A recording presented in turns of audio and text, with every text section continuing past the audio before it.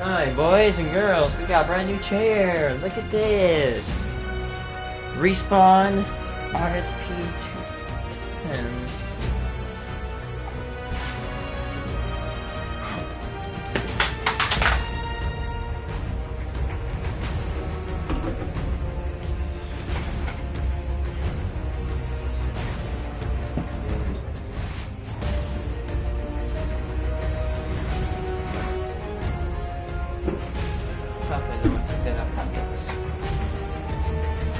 Check this out. This chair can't stop when it's so heavy off the ground like this, but pulls back and you can just wow, this thing goes back hard.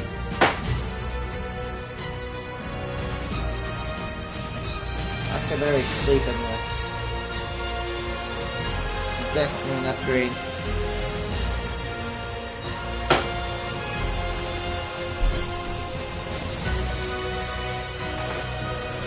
Oh yes, this chair is so nice. I can sit crisscross that without, see look, sit without my legs touching the floor.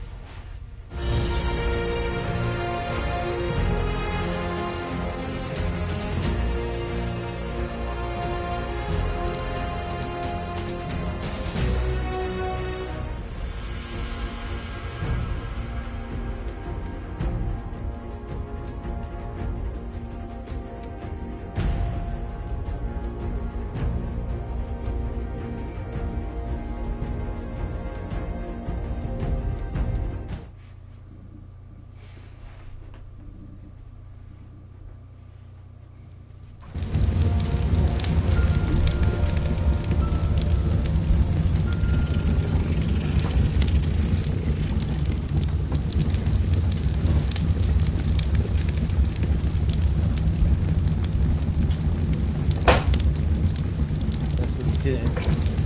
Definitely nothing, but yeah, you kept seeking.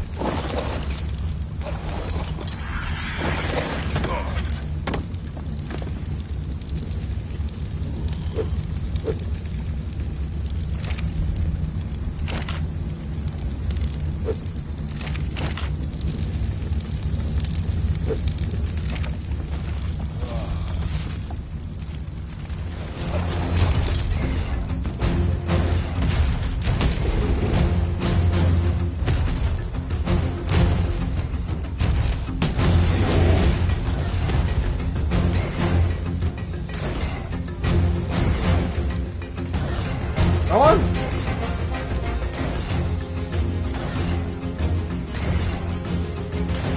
It's gonna kill itself.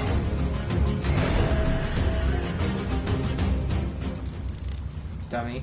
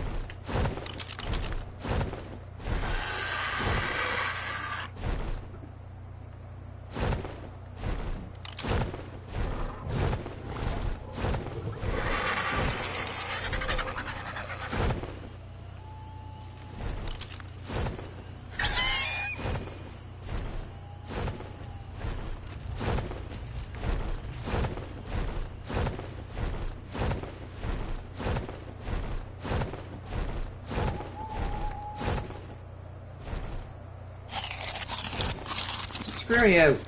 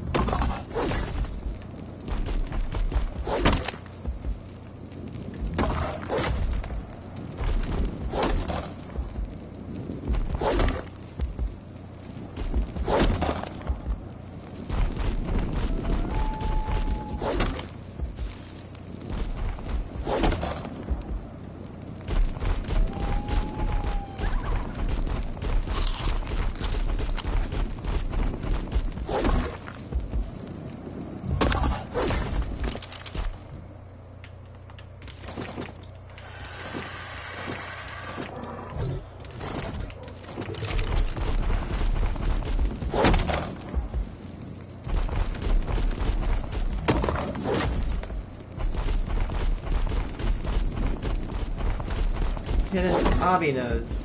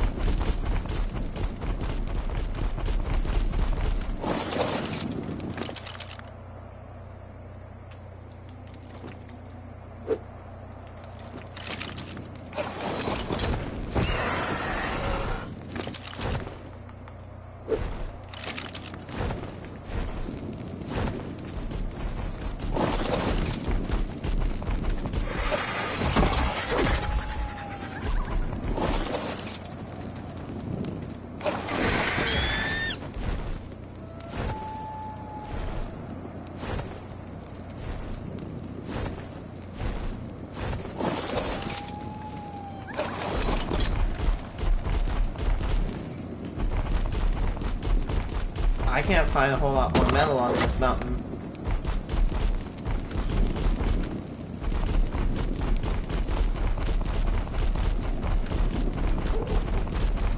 These zombie nodes.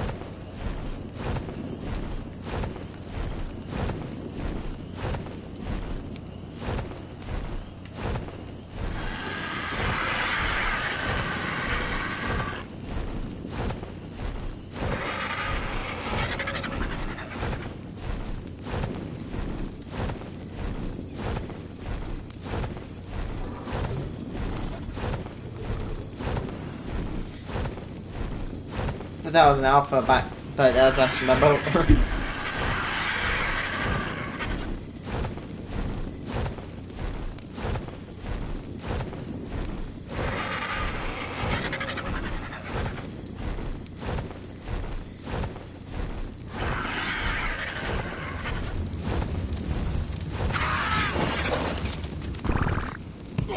Now.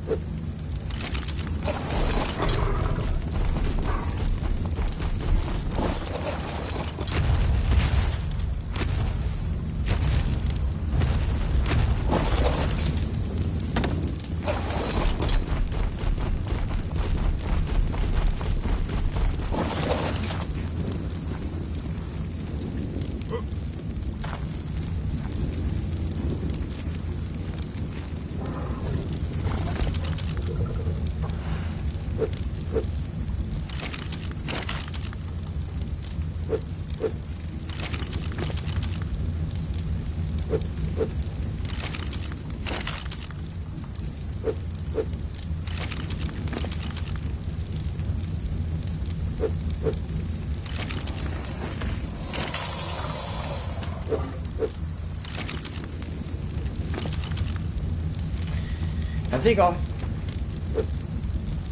think it's an oviraptor.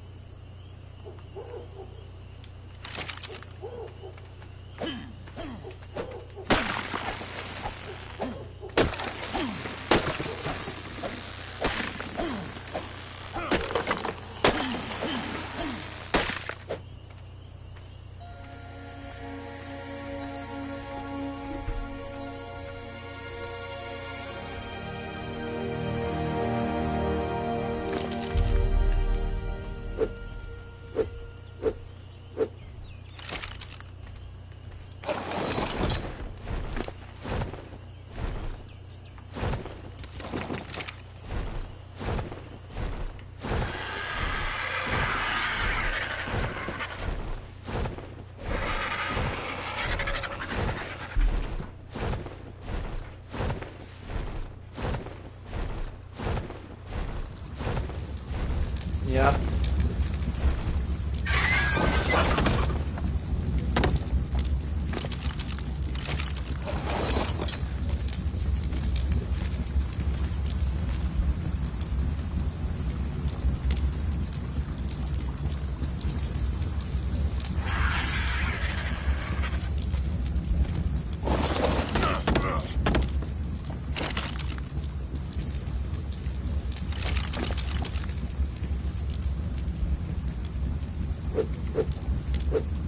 I'm like, why is my ARK getting so heavy? Because I have so much wood on my.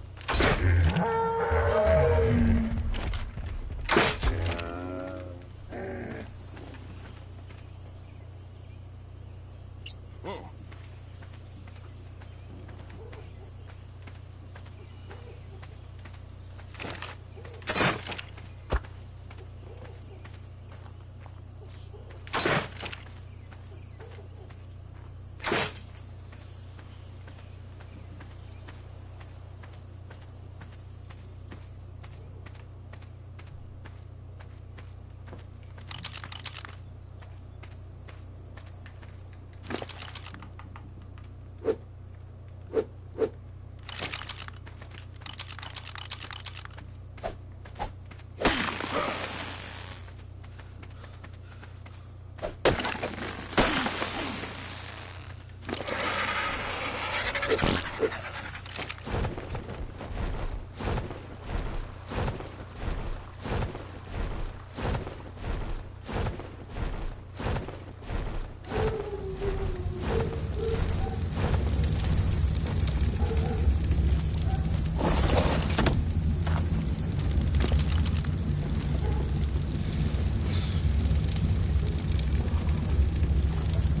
guess I'll not listen to my history. I'm gonna listen to Reddit videos now.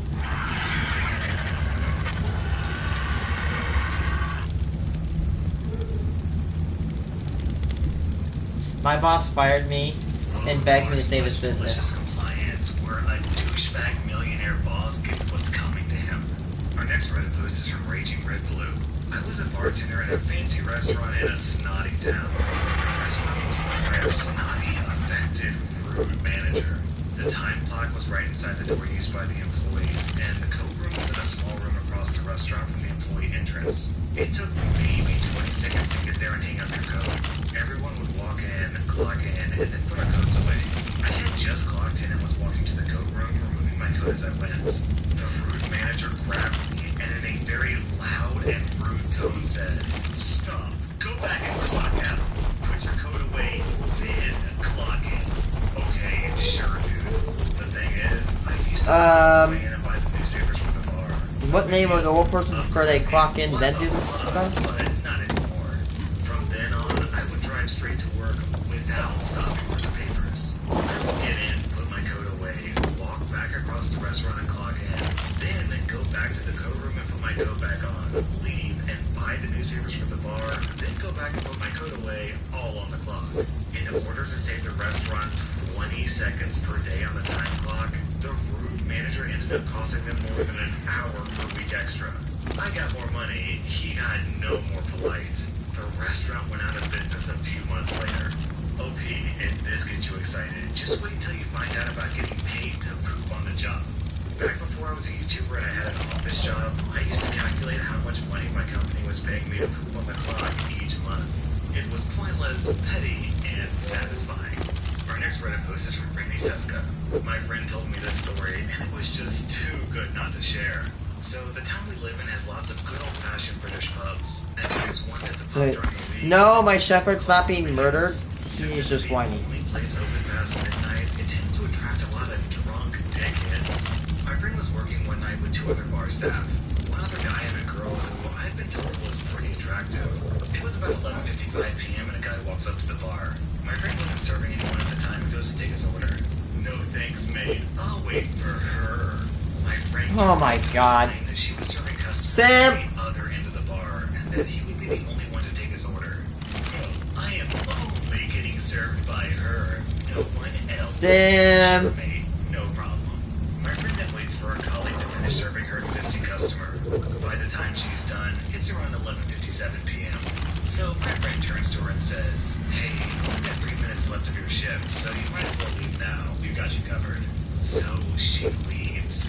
My friend and the other guy working both refuse to serve him for the rest of the night, as per his request.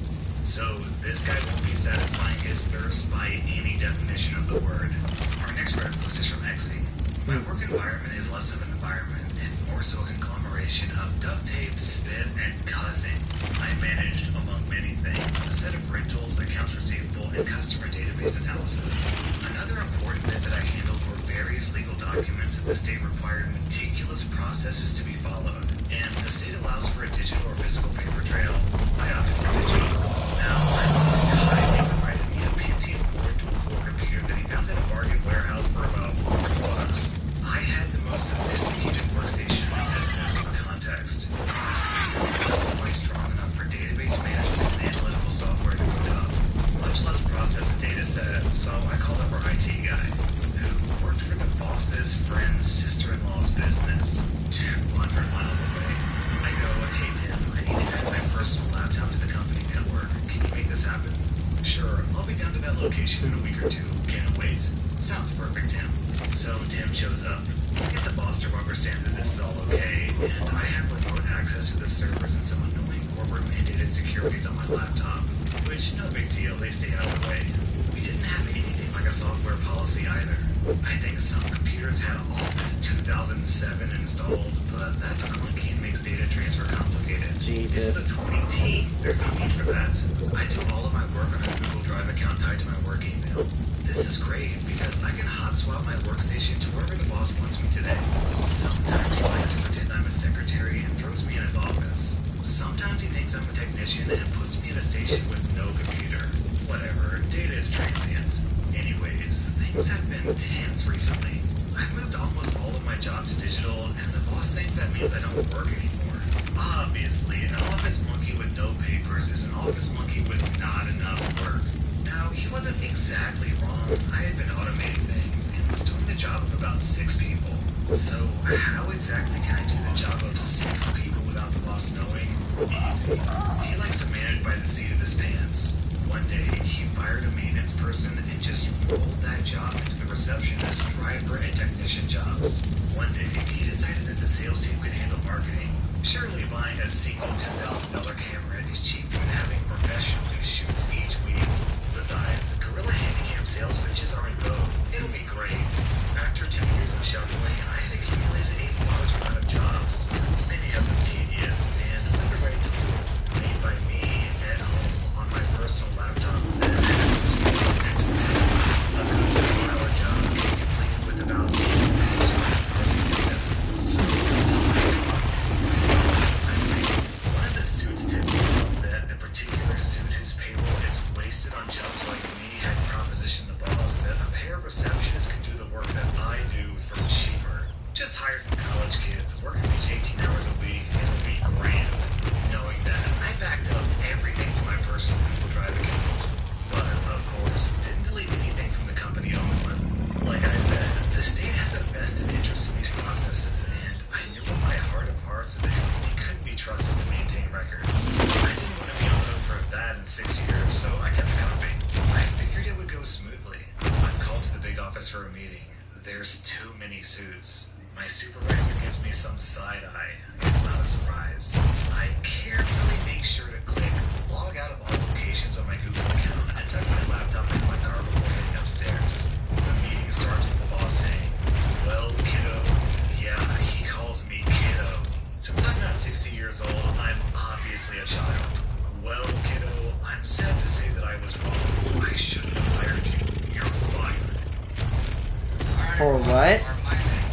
For simplifying jobs and delivering the same amounts of quality? What's that for, is good? Well, that was blunt and rude. So I stand up, extend my hand across the table, and prepare to think of the last few minutes. Sit down. We have a few things to discuss. What? I sit down for a moment in brief shock. My adrenaline starts to pump, and my fingertips are cold. My boss contacts, account statuses, explanations of discrepancies on AR accounts, documentation for state's interests, all things that, as his competent employee, I could have printed and had sitting on his desk in moments. I decided to comply with his earlier wishes and said that I'm fired. Where I live, either of us can stop the employment situation for any reason. He had faithfully fired me. I counter him. "Well, boss, I don't feel particularly comfortable accessing your network since I'm not an employee." He exploded. Damn. Think of Karen, a millionaire Karen with little brother syndrome that wants to be John Wayne, but looks a bit too much like Smokey the Bear's fat cousin. His explosion was violent. He spit everywhere. I'll save you the details of how he stalked me to my car and demanded the employees form a barrier. He called me a few times. They went to voicemail as I drove to a public Wi-Fi hotspot. I carefully removed my laptop from their network. I drove home and unpacked my work lunch. My phone hasn't stopped ringing. Well, hey, you fired me. I don't work here, so man, fair game.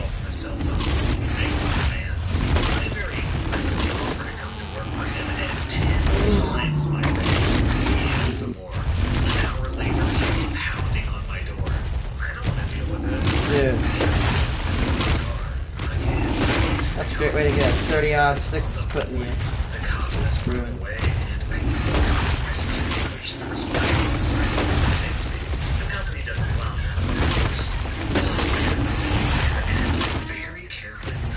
$1,000 a year while operating his business. He lost some more in the interim. But that's not my concern. My concern is collecting my unemployment.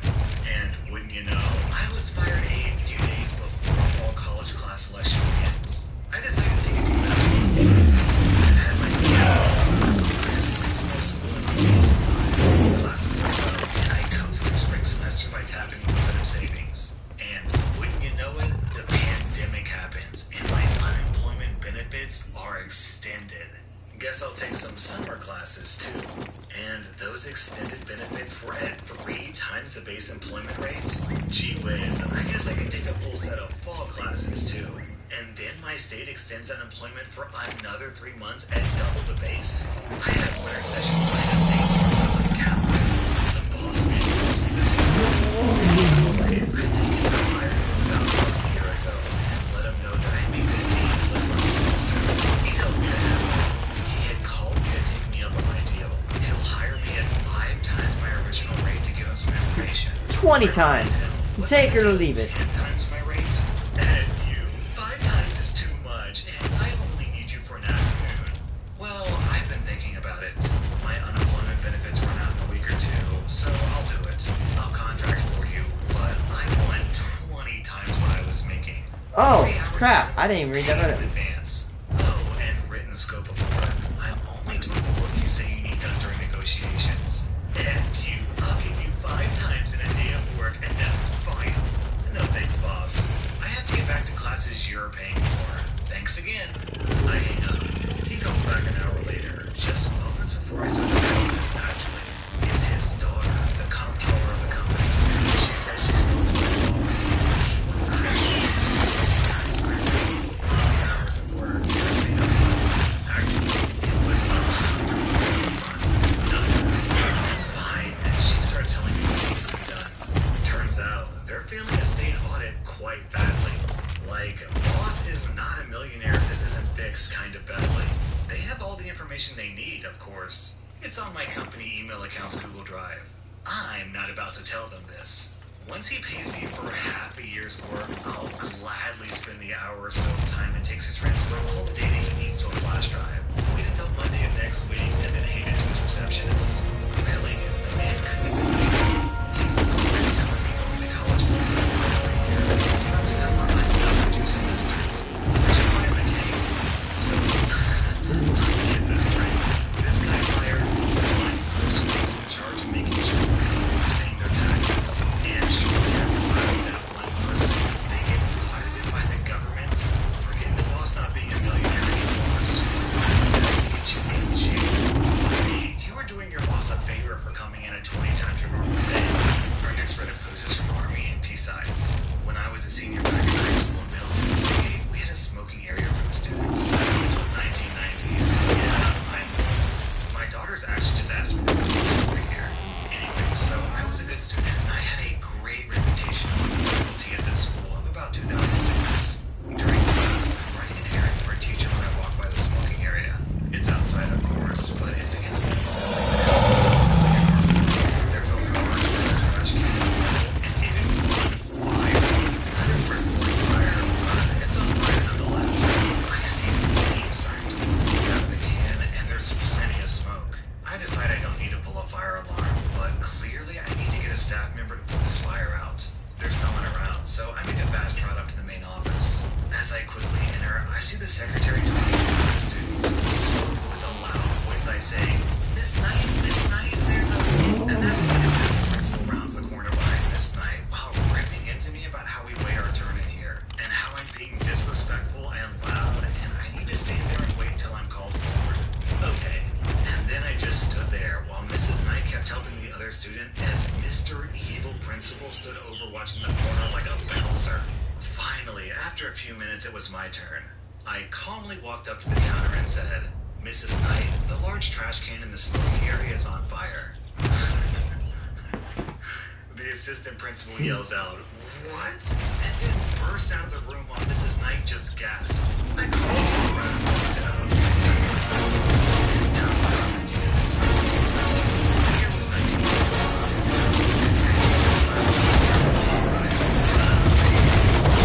All right.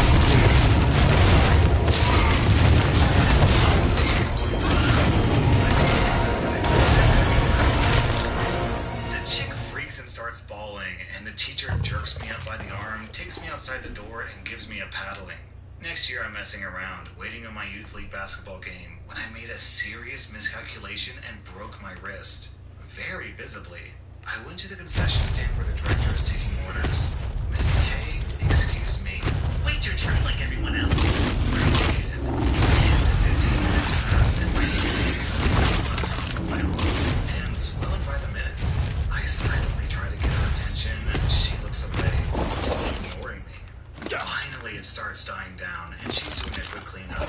I'm not even sure how long it's been by now, but I'm feeling nauseated and lightheaded. I call out for her again, and she barks something implying I'm being rude again. And I just matter-of-factly hold up my arm and my wrist. She snapped too, and finally got serious. That was r/malicious compliance, and if you like this content, then check out my Patreon where I publish extra videos. Also, hit that subscribe button because I'm going to be running videos every single day.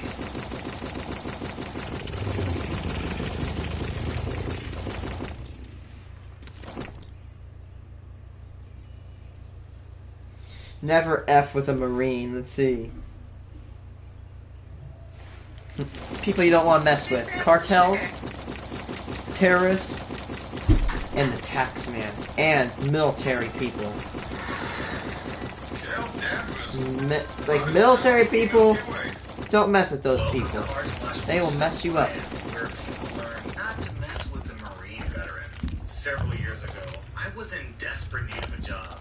I was recently released from active duty in the U.S. Army under a medical discharge. Met my girlfriend, who is currently my wife, moved in with me with her 2 small children from a previous marriage. And I was bouncing around from dead-end job to dead-end job. I had very little real-world skills to offer to employers, so my options were limited. I took a chance and interviewed with a small security company and was immediately hired.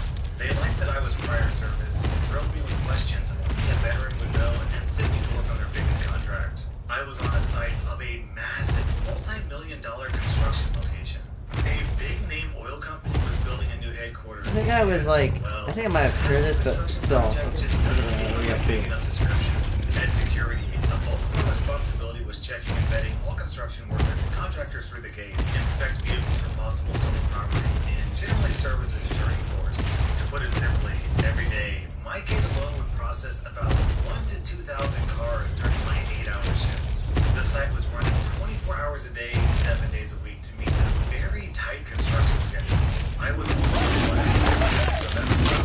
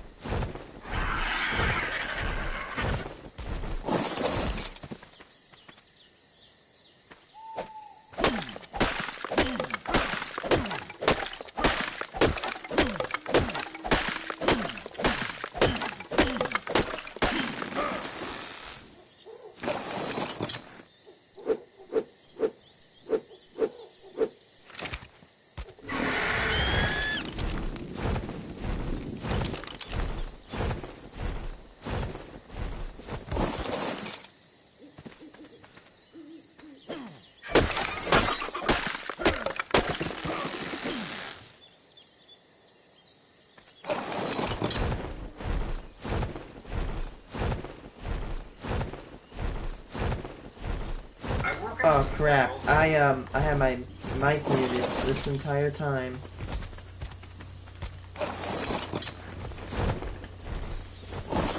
A global insurance and investment company. Over the last 6 months, I've lost many an evening due to unexpected work problems with not even a thank you, let alone any financial. I thought that was like a T-Rex, like charging at me. I don't know why I thought it was specifically a T-Rex. I thought that was like some sort of like really aggressive dialect or like a Carno charging me. It scared the hell out of me. I don't know. Basically, I have to go get that. By the way, okay, so now basically, about the metal, I might go scout, but I can't find any more metal. So now my priority is letting it wait, and while I let this wait... Oh shoot, how did... Oh my god. I don't know, why am I getting mad about that? My furnace was running out of fuel. What? Oh, I only put like 1 stack of fuel inside. Let's refuel these.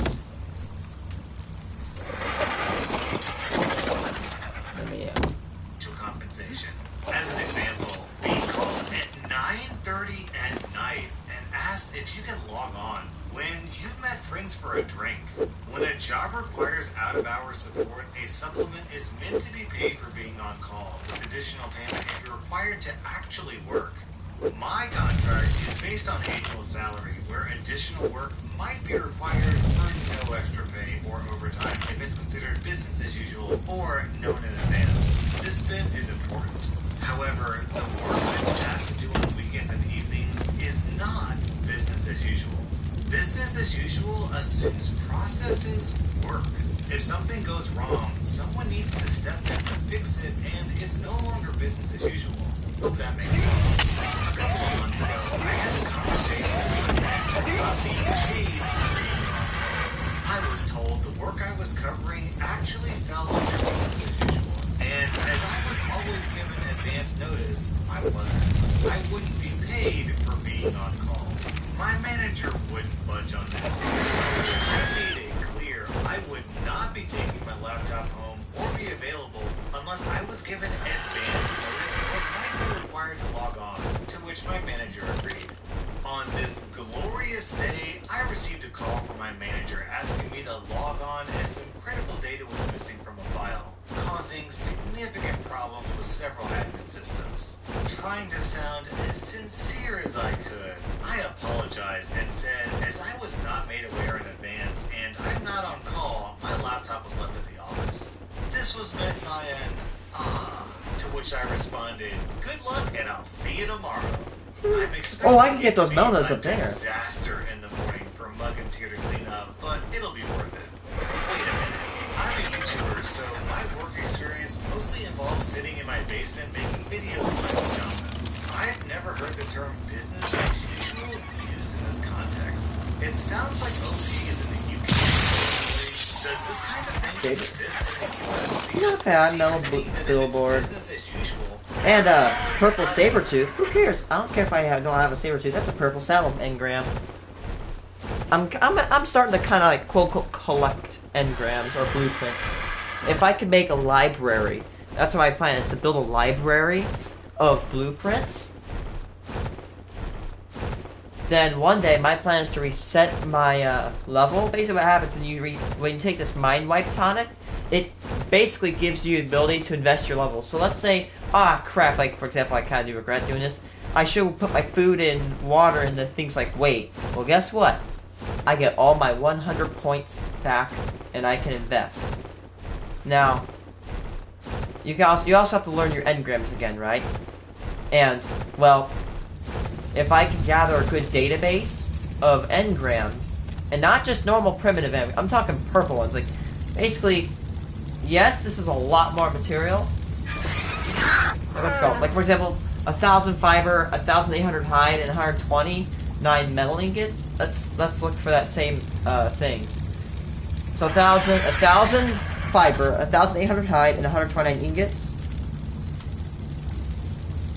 Meanwhile, this costs 130. Oh my god, 155 hide, 155 rubber, 290 hide, and 20 metal ingots. So it's like almost 5 times the cost. It's like 7 times the cost.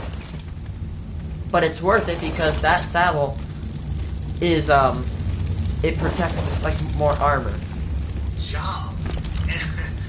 I'm looking for a You're T-Rex supposed one. to be paid for your job, right? So working on Saturdays is business as usual. Shouldn't that just be a paid workday? I don't understand. Can someone in the comments explain to me how this works? Most real value improvement. You have to pick a side. I'm the tape digger. I ought to kill these men and kill my family. Rated R. Perks. Our next Reddit post is from Alvin Worldborn. So, flashback to my first year of teaching. I was a 21-year-old middle school teacher, fresh out of college and extremely green. I was admittedly shaky when it came to parent communication. It is quite intimidating to speak to a parent as an equal when you are less than 10 years older than their children. Many of them were old enough to be my parent, which made things awkward for me. Enter Mom. Her daughter, Diva, did absolutely nothing in my class except stir up drama.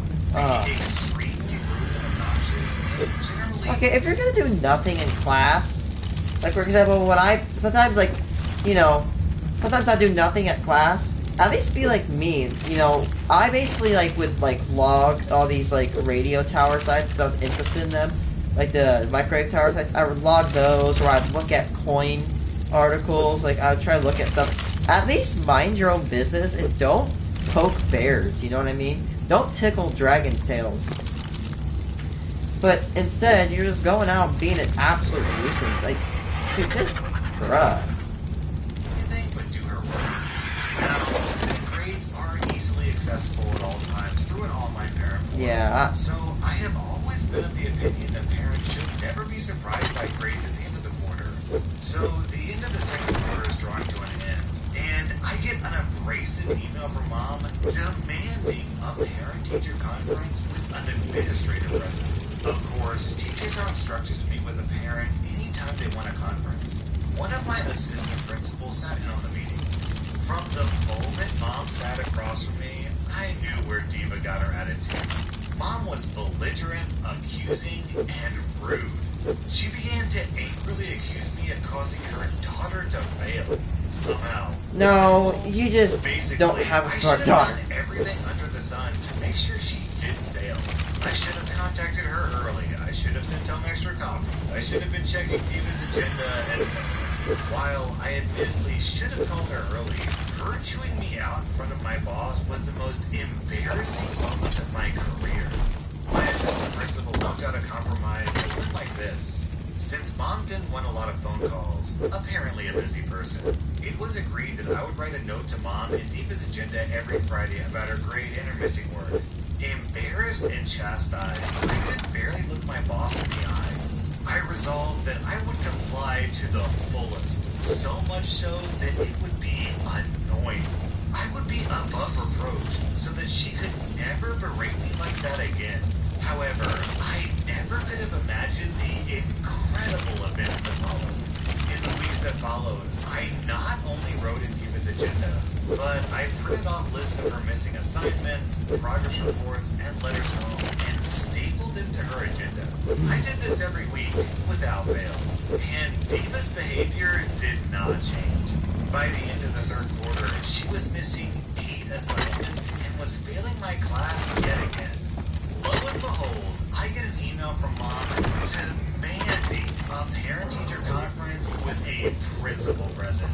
She arrives and starts in on me again. Oh, she's gonna oust him. And how I'm not supporting her They're gonna oust daughter, him. and how I had yet again failed to notify her that her daughter was failing. Then the realization struck me. She had never looked at the agenda.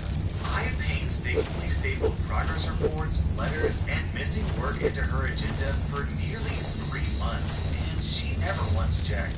A grin broke across my face. I say, can we look at Diva's agenda? There's something I think you should see. Mom leaves the room and comes back with Diva's agenda. I begin flipping through the agenda, showing her every single page that I wrote on or stapled. Now, if you'll notice, I have written Diva's agenda and stable progress reports, letters to you, and lists of missing work into her agenda every single week since we last spoke, as per our arrangement. Are you telling me that you didn't check her agenda once? Blood drains from her face as she realizes her credibility with my principal is now gone. I say, at this point in the quarter, it is too late for your child to turn and make up. Please be sure to be checking your child's agenda every Friday for an update concerning her progress. In order for your child to be successful, you need to be involved. Do you have any questions? The mom stammering with excuses and apologies for not checking. By this point, I could tell that my principal was stifling laughter, so I knew that I won. Mom left very quickly, and I never received one of those harsh emails again. Diva's behavior didn't improve at all, but I rode the satisfaction of that win all the way through to summer. I would bet my YouTube channel that the administrator originally made that suggestion knowing that the teacher was going to ignore it anyways, and basically set up that parent to make a fool of herself. 13. That was 1, 2, 3, r/Bush's 5, 6. compliance. And I need more charcoal. The ratio of charcoal. Hit that like It's a 1 to Sticker Mill's 1. production process makes it easy to get your custom products fast. You simply select a size and quantity.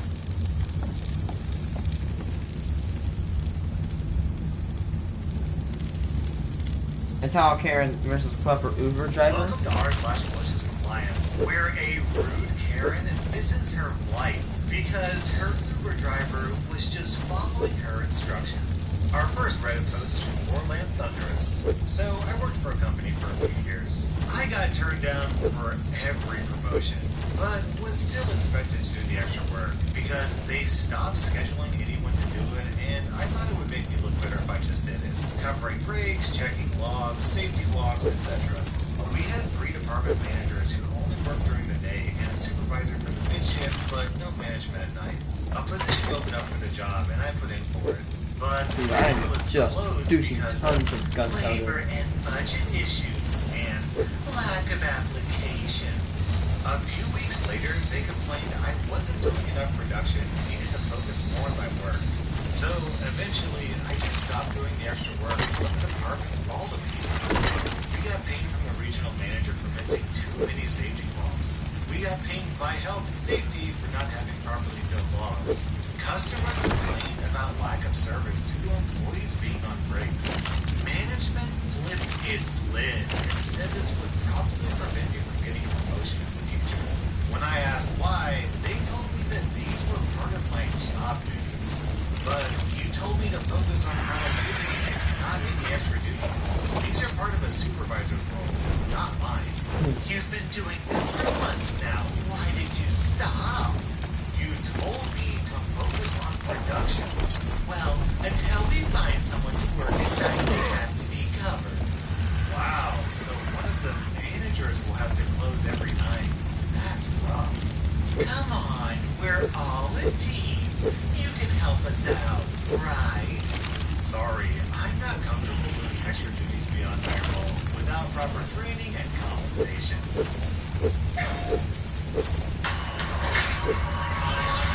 MW3. And it looks Our okay. next Reddit post is from Soul Edge Cracker. So this happened with me and my 2 friends traveling to another city in my country with a quite old and slow night journey. We bought tickets spontaneously and quite late, so we were divided into different compartments. Usually, it's not a problem to come to an agreement when people swap places with you. It's quite common practice. The wagon had about 9 compartments. Each had 2 top and 2 bottom shelves. Me and my one friend were in compartment 2, closer to the conductor's office. I don't know, the small room where we sit. And we were on the top and bottom shelves. And my other friend was in compartment 9, top shelf.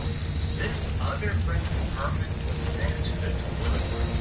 The thing is, they really wouldn't want to be in number 9 of these old trains, because in 90% of cases, it will smell horribly all the way because of the toilet. We wanted to ask someone from our compartment to swap with our friend, but it turned out we had a nice couple going with us, so it's us 2 who would have to move. So we haven't unpacked yet, as well as many of the passengers. And we went to visit our friend at number 9 and asked someone in his apartment to swap places with us.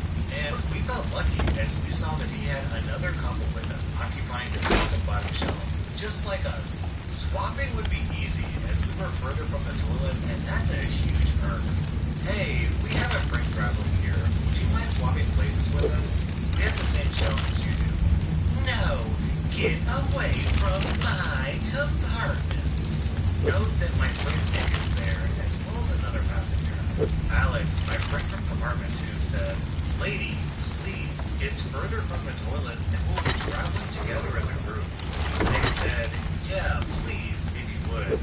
The lady's boyfriend said, listen, kids, we were all about 22 to 23. Would you calm down? Dang it. I paid for my tickets, and we are staying just at the place we paid for. I am not into some sucky bargain. Excuse me, but we're offering better spots just because we want to be with our friend. I am not falling for this. You probably have ticks in your pillows, or worse. Oh, What? okay. No, it's not that. We just wanted to have a chat. Maybe play cards? Listen, F off with your BS. I paid and I stay here. And you're supposed to stay at your shelf. It's the law when you buy tickets. Well, that escalated quickly. There is Wow, no that such escalated law, quickly. and That really got out of hand. her boyfriend made sure he called us morons a few times so we could hear it going back to our apartment. We were confused by such a negative reaction, as it's not something you come across. Usually, people would politely decline, and that's it. Our friend later told us that they were complaining to him about us. What a lovely couple. Fast forward a few hours, and we're getting ready to sleep. Nick decides to pay us a visit. He comes and says that number 9 is starting to smell like piss because people have been using the toilet. We mock him and laugh about him having to spend the night with poopy people and also smelling poop. The nice couple that stayed with us at number 2 also laughed with us, as we befriended them and told them the story already. About 10 minutes pass, and someone knocks on the door. We're a bit confused of who it might be. We open the door, and wouldn't you know it, the boyfriend is here. You guys, we've thought about your offer, and we think that we would like to accept it. My friend says, you mean swap? When we already unpacked? Yeah, I'm sure it's fast and no problem. And my woman is unable to sleep back there. Is it the smell? Him, happy that we got his idea, says, yeah, it is bad. She's sick because of it. I see my friend, and I already feel what he's about to say. I hear the inner drums preparing for this moment. Sorry, man, we're staying on the shelves that we paid for. It's the law. I made Ow! a walrus sculpt and closed my face laughing. Nick chuckled in his hand, and the nice couple had that happy, shocked expression on their faces. Those buttholes ended up spending the night with the smell worsening with every hour. Nick also suffered there, but he said it was worth it. Listening to Karen eating her man's brains out over her not being able to fall asleep. She tried to spray her perfume around, but it only turned out smelling like a pile of feces on a flower bed. OP, I don't know where you're from, but you have some of the strangest phrases I've ever heard of. I love the mental image of Karen eating her boyfriend's brains because she's angry at him. What language has those idioms? Does anybody know? Let me know down in the comments if you recognize those idioms. Known That's as a passionate hilarious. artist, known for loving the outdoors. Our next Reddit post is from Isabel Internet. A guy I know, we both work in emergency services and public safety, was at a restaurant with his family. He racked up $100 plus bill. The waitress brings the bill. He puts his credit card in the receipt thing and hands it to her. She comes back a few minutes later, tells him she can't charge the meal to that card because he doesn't look like the picture on the credit card. Well, that's true. He had lost 150 pounds in the preceding 2 years. Oh, that's me. I used to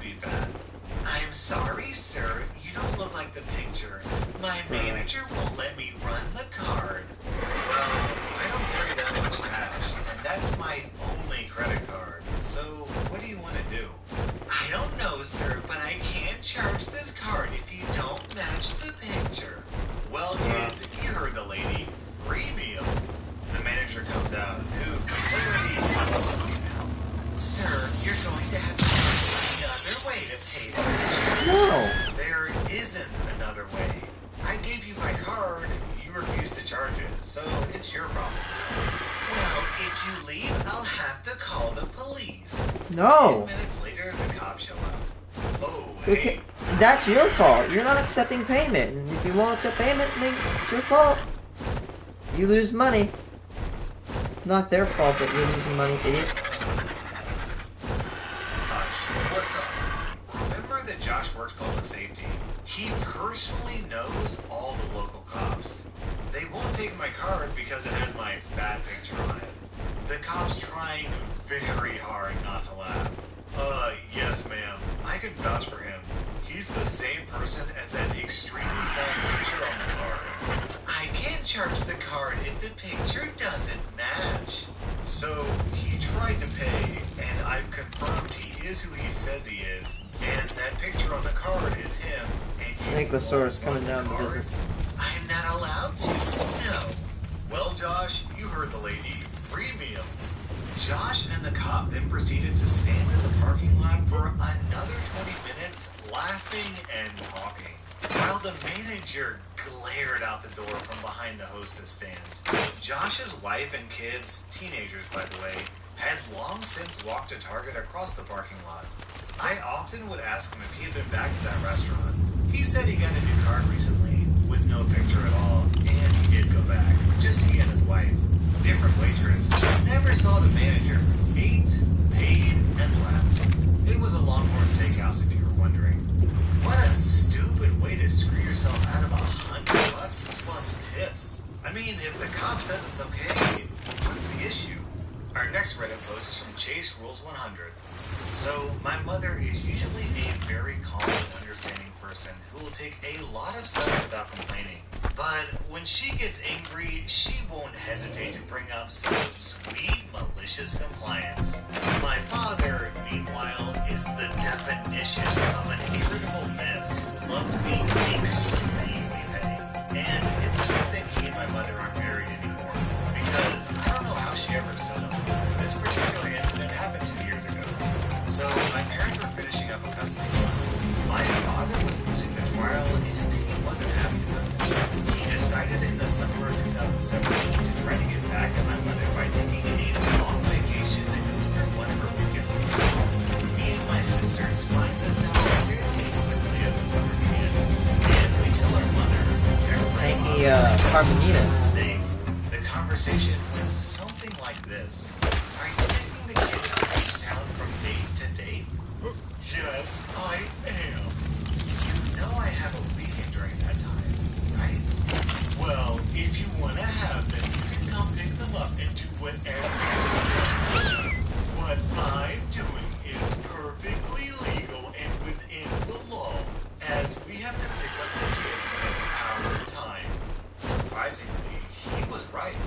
My mother was done talking to him about it and said nothing more on the matter. She just told us to enjoy our vacation in Beach Town. So we spent a couple days in the town. We've been to this place half a dozen times, so we're kind of bored. My father only likes it because he bought a summer home there, and he knows the people there and sometimes goes out to bars on lunch night with my stepmother. Eventually, the weekend comes around, and at 6 p.m., the time when a parent is supposed to pick up, my mother shows up at the summer house. My father is shocked, and she asks for the kids, stating that she's rented a hotel room here and has clothes for us. We take a ride with her. We take a ride with her in a cab back to the hotel, which she stayed at overnight, but she only packed 2 bags, and only one set of clothes for us, which is odd, as we're supposed to be here until Monday morning. Then she takes out her airline tickets. We're taking the next flight home. Not one of us wants to stay, of course. We're pretty tired of going to this place anyways, and we don't tell our father or stepmother. We fly home, and when Monday rolls around, my father is calling to ask where the kids are. My mother answers and tells him they're back home, and that if he wants to have them, he can come pick them up. My father is screaming over the line at this point, and my mother calmly tells him this is illegal and within the law, repeating back to him what he texted her at the beginning of the summer. My father spends the rest of the vacation alone in Beach Town. I hope he enjoyed it with my stepmother. Since neither he nor my grandparents, the only states that we instead spend that time with our mother. During that free week she got with us, we went to the amusement park and saw a few movies. Overall, we enjoyed that spectacle and the time with our mother instead of going to Beach Town for the umpteenth time. More real estate professionals list properties with realtor.com than any other site. Really? I'm broke, I can't buy Our property. next Reddit post is from Ludi Ludi La La La. This happened about 15 years ago. I was working as a server in a chain restaurant during the summer while I was home from college. I'd gone to a party one night, got hammered, and wound up passing out near the bonfire crushed by a tree line of this big field. I woke up the next morning feeling pretty rough and gradually saw large patches of poison ivy popping up all over my body. By the end of the day, it was absolutely horrendous, head to toe. And I realized I had slept in a patch of poison ivy. I could barely move. I went to the doctor who put me on I steroids. hate poison ivy. Poison ivy needs I to was get scheduled for work destroyed. the next day and called my supervisor to let him know that aside from not being able to move my limbs because of the swelling, itching, and pain, I looked awful and should not be serving food to customers. He was a prick about it, asked me questions, trying to poke holes in my story, and then demanded a doctor's note. I called my doctor and had one sent to him. The note cleared me from... Oh yes, you need to have a doctor's note when you look like a walking pimple. Oh yeah, that's perfect. That makes perfect sense. I need proof that you have been, that you can't come to work with poison ivy. Look at me! I'm normally white, but I'm as red as a freaking raspberry. I can't go to work. I look like a raspberry because it's red, it's got all lumps around it, and it looks awful. Like brother.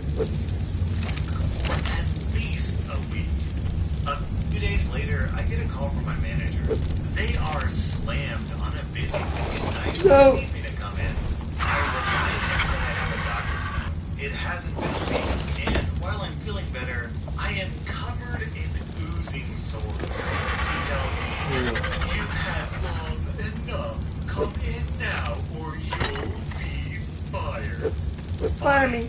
I put on my shorts, my polo shirt with company logo, name tag and apron, and head to the restaurant. I get to the hostess stand, and everyone around me stares at my skin with their jaws dropped. I tell the hostess I was called into work and would like to check with the manager about where my section will be. She tells me he's busy in the party room helping out with a very large group, and that I probably shouldn't go in there. She offers to go get him and tries to get me to move to a less conspicuous place. No, I insisted. I was told I would be fired if I didn't come to work today. I walked straight back to the party room, tapped my manager on the shoulder, and cheerily said, "Hi manager, I'm here for my shift. How can I help?" His eyes opened wide in horror, and he told me immediately to go back home. I loudly protested that I was feeling better, and my sores weren't that bad, and I was worried about being fired, like he told me on the phone. He told me to go home, which I did. This was not the first incident where the manager was an absolute prick, and I called to quit the morning of the next legitimate shift I was scheduled for, after the poison ivy cleared up. I think the better play would be bring it to a customer and hand it to them while like your hustlers are exploding over their food. If that would have gotten you kicked out of the restaurant, then I don't know what would. Our next Reddit post is from Jermaine Buckets. I drive Uber in a major metropolitan. I pick up a rather unpleasant, rich and snooty, holier-than-thou, let me speak to your manager type of lady for a 30-minute airport. Those We'll call type her of Rhonda. people. Hey Rhonda, how you doing this morning? She rolls her eyes. I'm going to need you to hurry up, or else I'll be late for my flight. As if it's my fault that she didn't plan ahead better. Whatever. Cranky Uber passengers are nothing new. So, usually, you take AA road to get to the airport. However, it appeared there was an astronomical traffic jam of epic proportions, and taking BB road was actually much faster at that moment. There's technology. It knows what it's doing. I start to take Baby Road. Excuse me. Where exactly are you going? You're an Uber driver. Do you not know how to get to the airport? Well, I actually think this road will be a lot quicker. The GPS takes into account the... She interrupts me. I've lived here for 17 years. I think I would know how to get to the airport by Yeah, but what the traffic's... Take AA road. Oh, yeah, right. It's not that difficult. I just forgot. This is the gym. Smiling eternally. As you wish, ma'am. Fast forward about 45 minutes later, we traveled a grand total of just over 3 miles. She's definitely going to miss her flight. She's livid about the situation. Let's see, Meanwhile, 45 minutes and 3 miles. So what? That's a massive grand average of about 4 miles per hour. Wow, that is pathetic. Walking would you do can better. see Beebe Road in the distance, and the cars are just smoothly traveling at full speed. First time in my life I actually enjoyed sitting in a traffic jam. That was r/malicious compliance, and if you want to maliciously Do what I say while okay. Malicious compliance. When you sleep better, you feel better. welcome to r/malicious compliance, where your wish is my command. I recently dined at a pizza chain in the UK that brags about being express service. After waiting 45 minutes to be served drinks in a fairly empty store, we asked for a small portion of garlic dough balls, as we had kids with us who were starving. 20 minutes later, we get the dough balls, and it's another 50 because after a total of 1 hour and a half, we had no service, and they charged us for the largest platter of dough balls they had. My partner filed a complaint to office, so they sent us 2 vouchers for free pizza.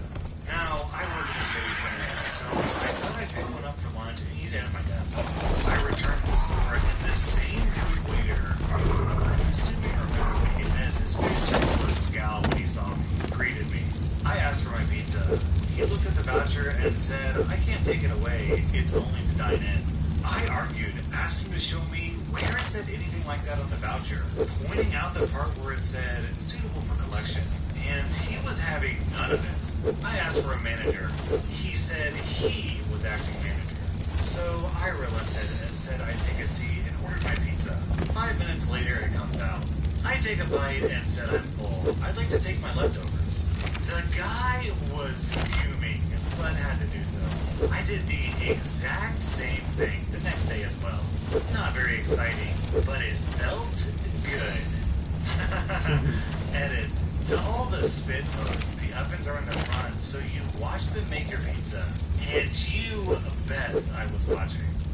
I'm glad you clarified that, because I was literally just about to make that joke. Our next Reddit post is from Virus Overload. Let's set the scene. So, this was a few years back.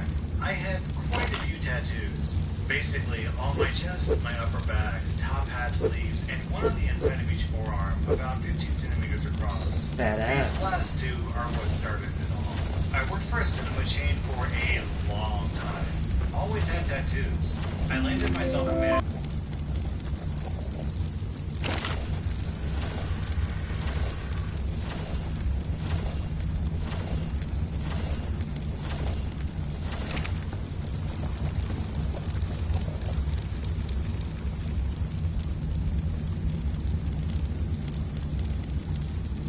Hang on.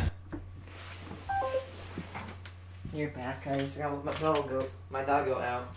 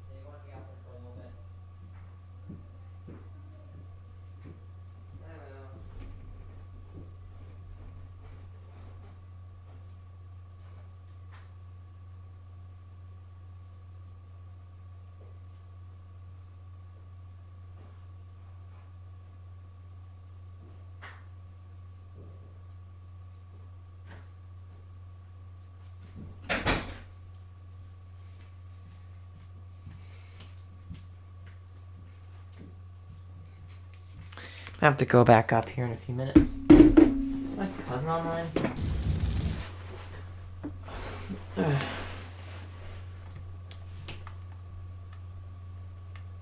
Darn it.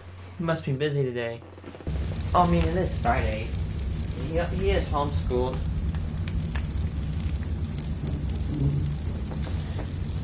The supervisor. The standard uniform was a black shirt and black trousers. I prefer a short sleeve shirt due to being a bigger guy and cinemas being bloody hot. My site manager quite liked my tattoos and other quirks that I had. My area manager, however, did not. She would come into the site, walk past 8 other staff with full sleeve tattoos, and make a beeline straight to me, stating that my tattoos need covering up, and I quote, "They're not offensive, just a lot of people don't like them." Now, my tattoos aren't offensive, they're just patterns. She informed me that I had to wear long sleeves to cover them up, otherwise I would face disciplinary action. I had read the employee handbook a few times because of other petty stuff, so I know it was the manager's decision, my site manager. But she decided to overrule it. What she forgot was that just because the normal retail staff had to wear black, management was allowed to wear white. Just nobody did because it was hard to keep clean. So what should I do? I know. Let's go and buy the thinnest, cheapest, most see-through white long-sleeve shirt I can find. Now, if you could only see her face when she came in next, when I'm basically wearing a shirt more see-through than tracing paper. I'm talking, you can see the partnerships in my individual chest hairs. And all my tattoos were on show for everyone to see while I stood behind the tills talking to customers.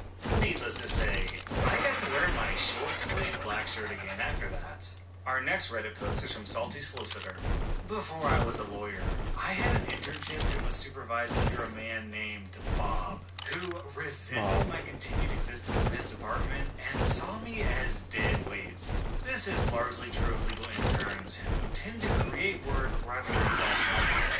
However, Bob would give me half an assignment, refuse to clarify his instructions, and then sigh in exasperation when I wasn't able to literally read his mind or solve the issue. If I suggested another or different way to do things, he would dig in his heels just for the sake of doing so. Even on things where taking a hard stance made no sense. One day, I was assigned to send a large volume of files to the company's outside lawyers. After gathering documents from various company representatives, I realized that they were too voluminous to email. When I told Bob that I needed to put them on a flash drive, he snapped that they must be submitted via email today.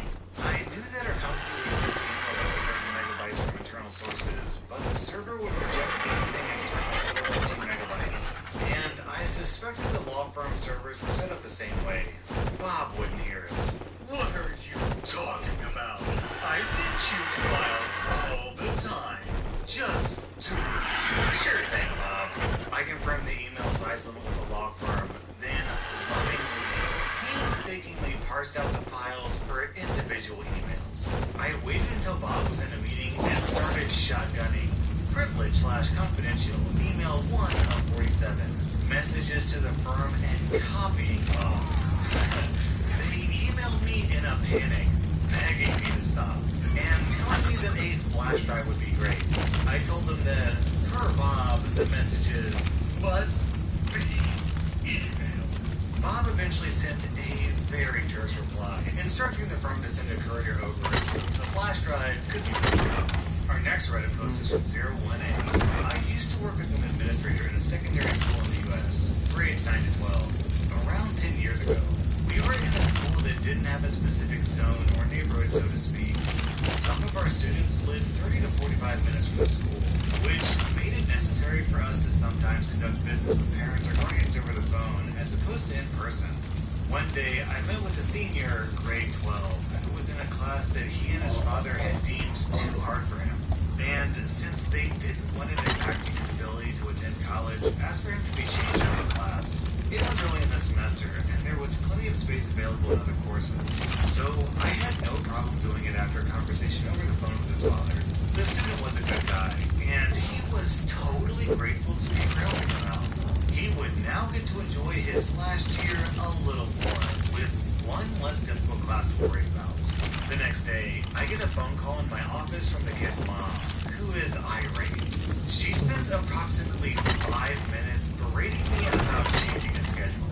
I indicated to her that Dad was on a contact list for You're his- back. I'm gonna go let the doggos back in.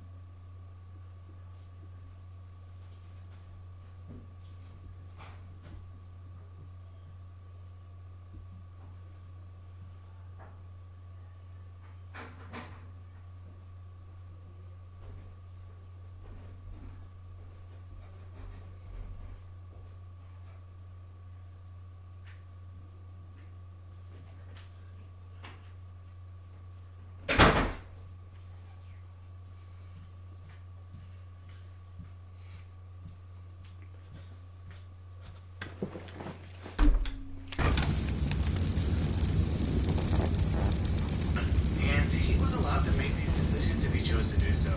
She is the person who put Dad on there several years before. Evidently, Mom had put Dad on the list before their divorce. She had raised the child over the last several years by herself, according to her, and she should make all the decisions. I didn't know this, and the records didn't reflect it. Since she knew this argument wasn't going to work, the next objection was against our policy of making decisions over the phone. The conversation went something like this. How do you know for sure it was his dad on the phone? There's no way you can be sure. I can't believe you would ever make a decision like this without a parent present. By doing this over the phone, you could be speaking to anyone. She continued on, and I tried to explain that it's necessary at times to use the phone. Since parents work in another town and may have to travel an hour or more to get to the school, well, she wasn't buying it. So finally, I relented. Ma'am, you're right. I will no longer make decisions like this over the phone. I'm going to insist parents come in and meet with me in person. Good. Now I need my son to be put back into the class he was in originally. Ma'am.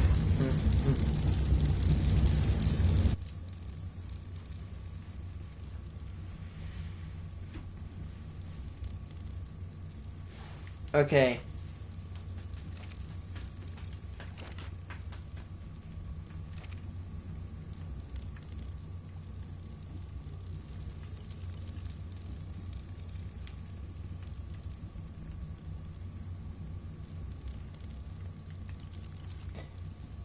Hello, do you see my stream? Yeah, so last night I was playing my ARK, I was going to look at these Alpha Raptor, just attacking stuff.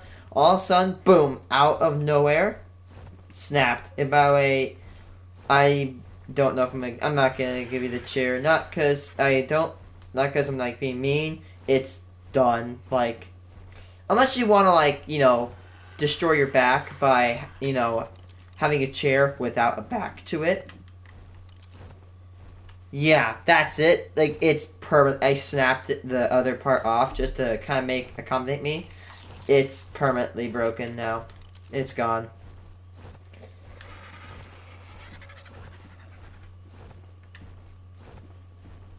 Oh boy, what happened?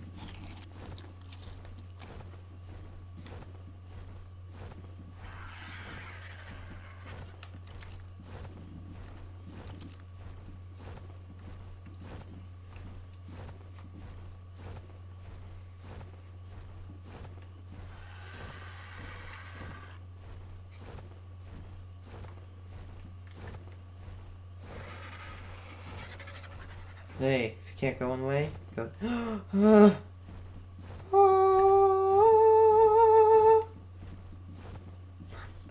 Ringed purple drop. in a cold zone, -1 degrees centigrade.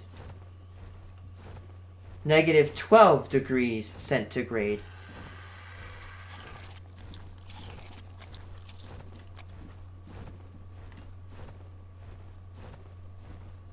What?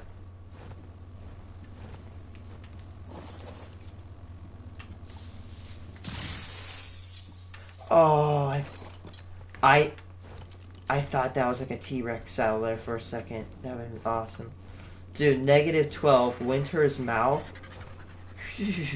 Cold. By the way, remember, for representation, I'm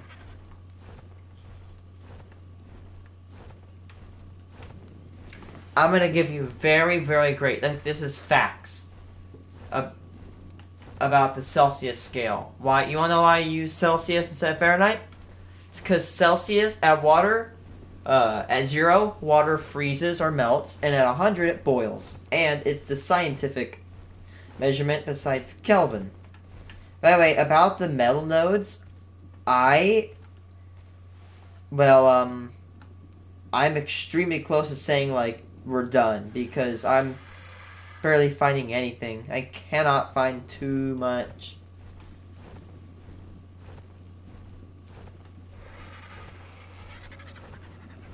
Yeah, I don't care. I'm not getting involved with that bull crap.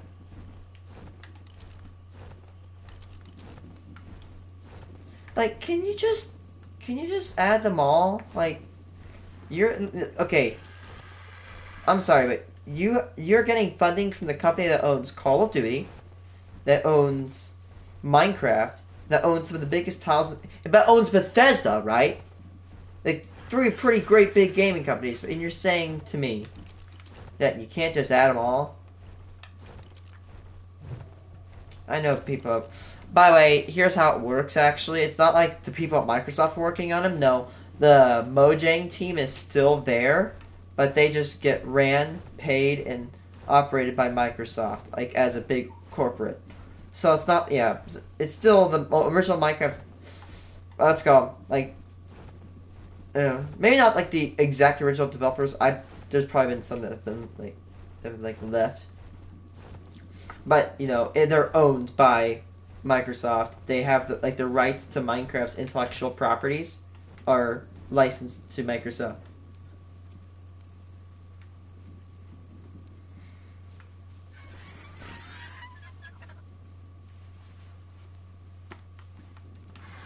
For dog armor, I've seen it.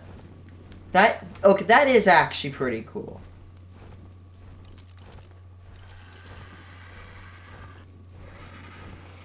Which, oh god, dude, okay. That's, I think, is an okay mob vote, but I think those are, what's the other one? The other one. Okay. I mean, these aren't, like, insanely good buffs, except for, I think, the Crab Claw. Now that tastes like Toolbox from Terraria. These are all really good abilities, and I really hope that they get added. Although, here's the thing. That one thing that ate your enchanted items never got added, but we got the Grindstone. So who's to say that we may not... Who's to say that we could get these buffs later on?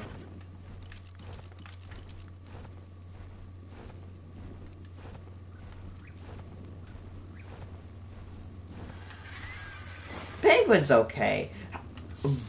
Okay, I'm gonna say this, though. If the Penguin's ability is a percent and not a value...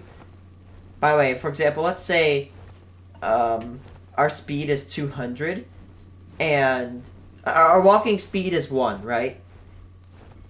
And our boat speed is 10. If it increases it by 1, your walk speed is 2, and your boat speed is 11. If it does 100%, that means that you get 2, but instead of 10, right? 100% more walking speed means doubled, so it's 20. So if it's a percent boost, you could expedite and move very fast, depending on how strong the buff really is. And if you put this together, you can do boat ice canals, and you can easily increase the efficiency of them.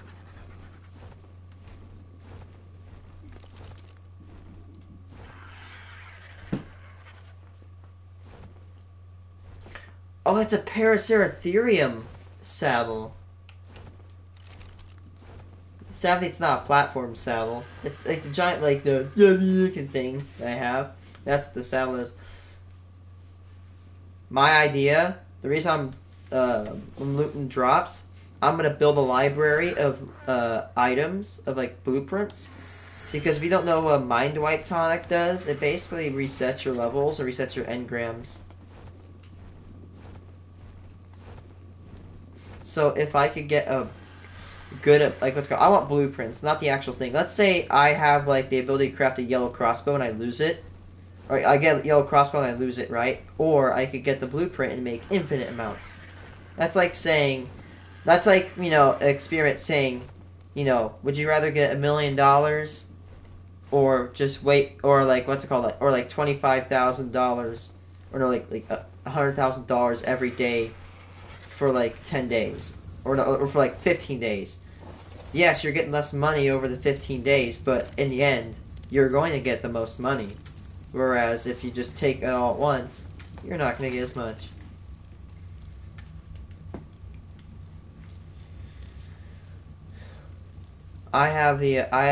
Yeah, that's that's a very nice thing. We have a blue flak chess piece blueprint, which means that I'm gonna make you a blue chess piece.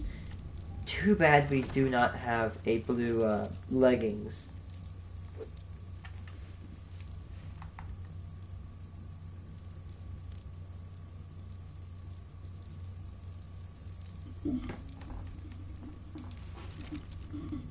You know what? Here's a really great idea.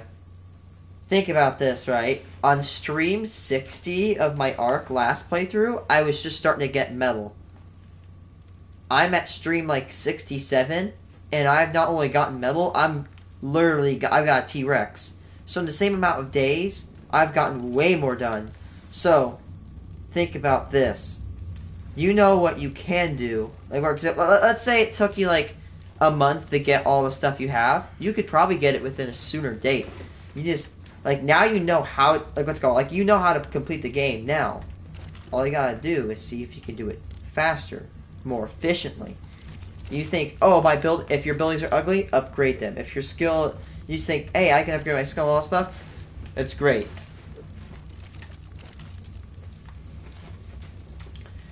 Do what, let's go. Everything you've done in your old world, do it faster in this new one. Dude, I was working and I saw on the trash a plate of Pokemon cards. I'm like, oh my god, does it have any? Because I'm about to say, if it has some, I'm going to get some. No, it didn't. It was empty. I'd say I'm like, I'm going to find these. I'm going to give them to Wyatt because they, that's cool. Ooh. Yellow drop.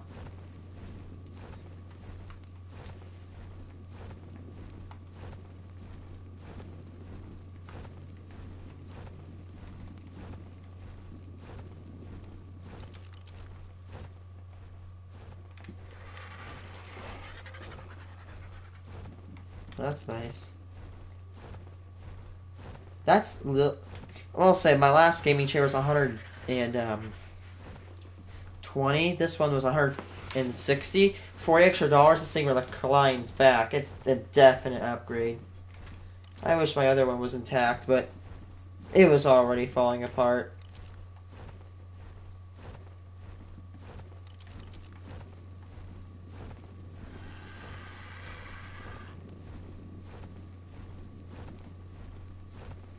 Like, I could fend off everything I can. Like, I can literally take on the Wither, and I've done it 20 times in my other Minecraft world, but I just put it on Peace 1 anyway because it's like, I'm not dealing with mobs. I'm not dealing with hunger. I got a yellow and a purple drop today with a yellow ring.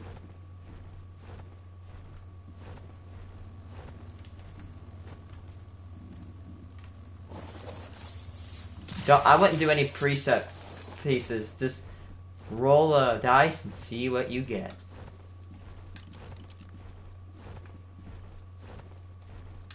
Another yellow drop coming down the distance.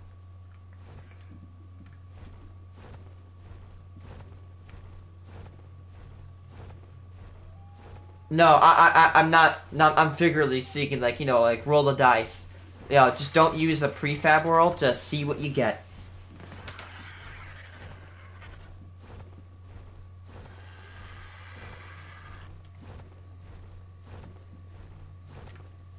RNG.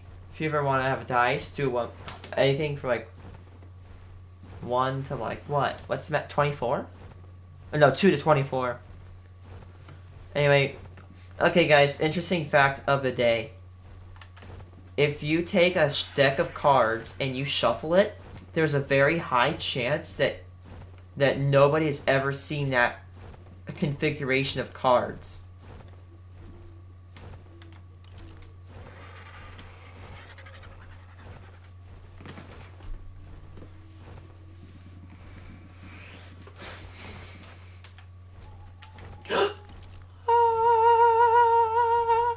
Yellow rings, yellow draw. Ah, I'm not gonna get off my Argentavis.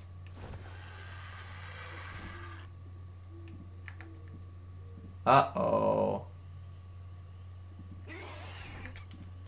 Oh, that was close. Well, Wyatt, to answer your... Wyatt asked, can Argentavis die from fall damage? Mine, yes, they can. And mine almost just did.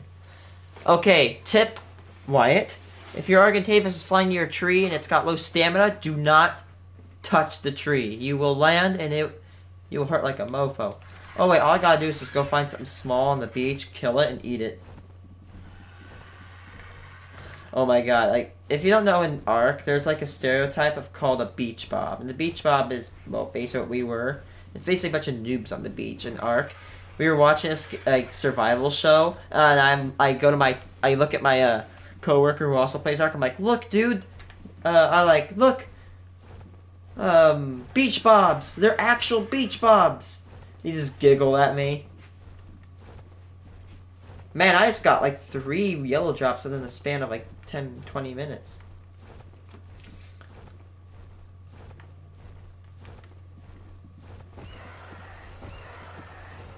I would look at... you could even look at seeds. Like on videos.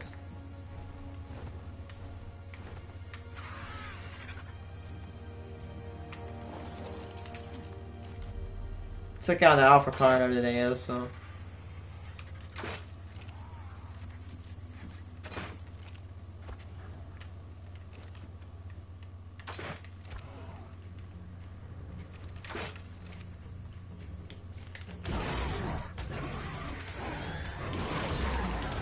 Oh god.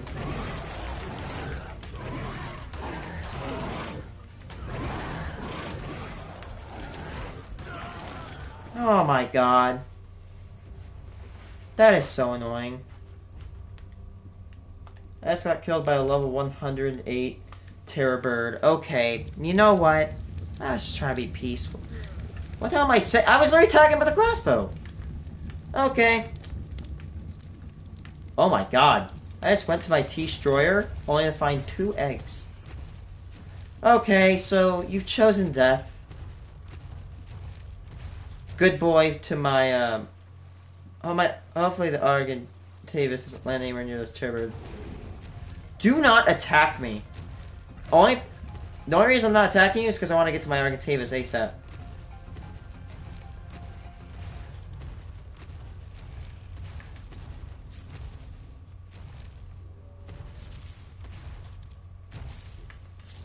Okay, so on a stream, I have the biggest stroke of luck. I was landing in my... If I didn't tell you this already, my Argentavis died. I was landing and it basically got attacked by raptors. If you don't know, there's this weird thing with Argentavis where everything attacks it. If you've not even seen me on Carnal Island, you'll notice if I see him.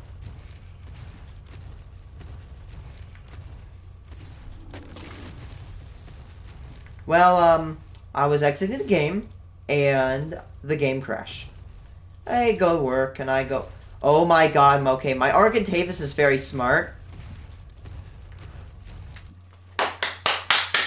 Wow, good boy, Argentavis. Good boy.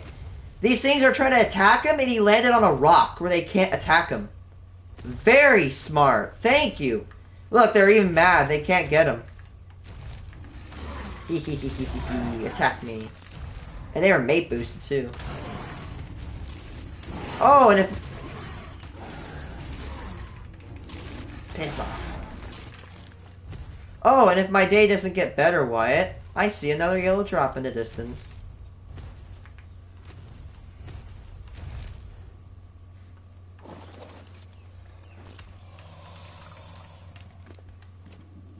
I have pity for people that don't show chords. Okay, Wyatt, what does this have?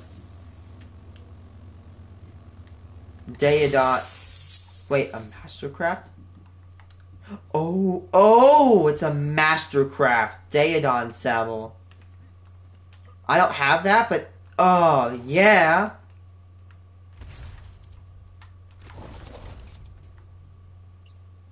I have a Mastercraft saddle. That's basically above purple. It's the rarity. Imagine the rarity of Fortnite. Actually, technically, if you really want to go down to that, I think the gray, green, blue, purple, yellow rarity system was implemented by ARK before Fortnite. ARK came out in like 15. ARK's a pretty decently old game. If that's a ringed blue, I don't think.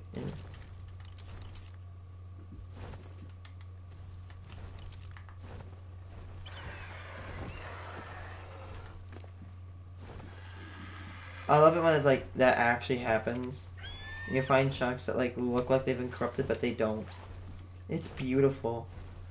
This thing is okay. Normal saddles have like an armor of like 20, if I'm not wrong. And this thing has an.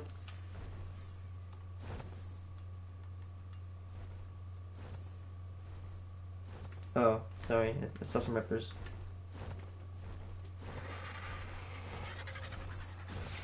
I think against non-bosses and... Oh, that's... No, I'm not. That's not ringed. Hey, come on! Please, hurry!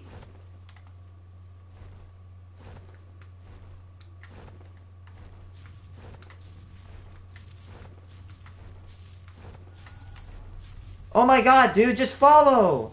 Please, hurry!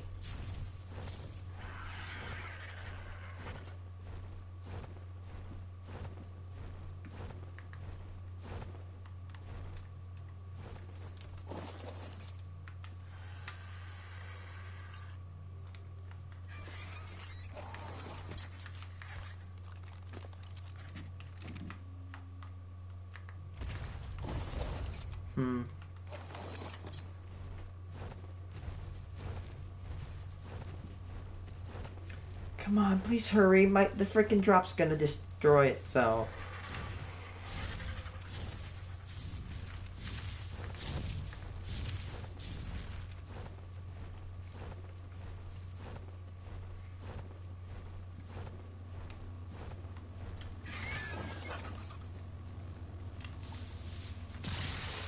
Water jar blueprint.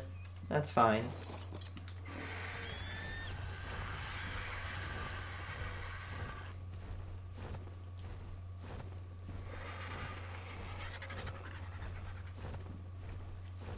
Spoiler alert, those caves are like hella rich with minerals.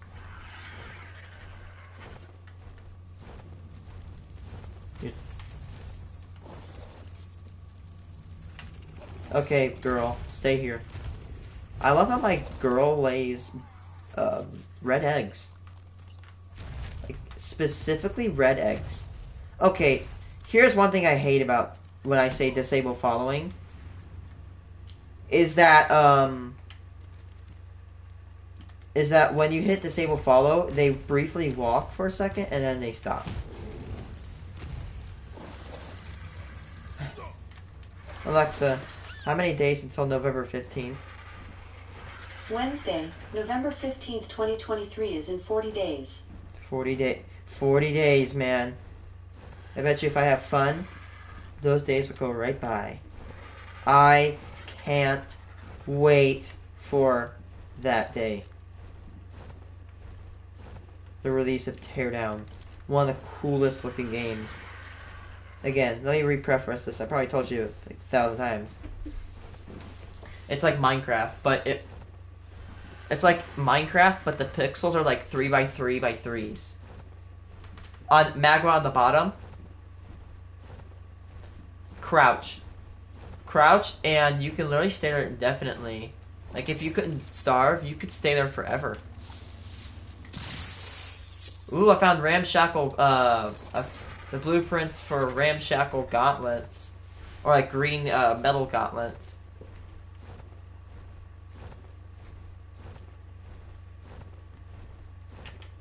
Okay, that one meme where it's like, "You did it, didn't you?" Me collects all 10 W mints. You did it, didn't you? What did it cost? Me, my sanity, a lot of money from hoarding bicentennials, everything. Meanwhile, there's like three 300 bags of opened quarter bags in the background. Yeah, now I'm basically. Oh wow. Okay, if that place isn't that good for a base, this area right here is pretty nice for a base. It's really close to water.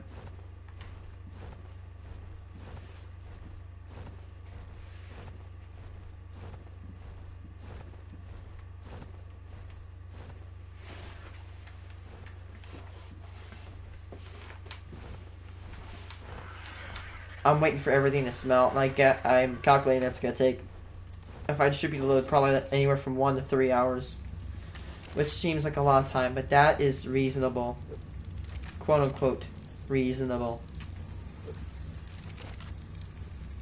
And I am making a horde of gunpowder. Like, I mean, I have so much of it. You know how much charcoal I've generated from this adventure? An entire chestload of it.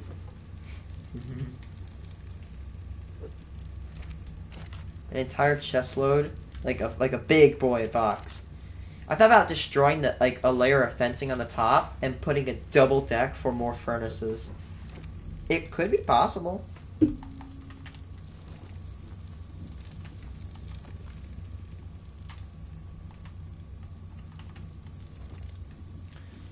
Like, I do not need the yellow saddle that I have. Oh my goodness. That is very useful, because if I do have that, I have a great saddle. Why would I want more saddles? Like, why do I want good saddles? Because if you don't know, the better the saddle, the more the armor. Like, let's see, right?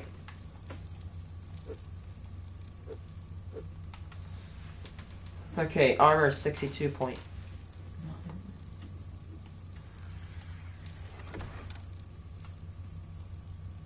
Spiders in Minecraft, weak doge. Spiders in ARK, massive, strong, Chad buff doge.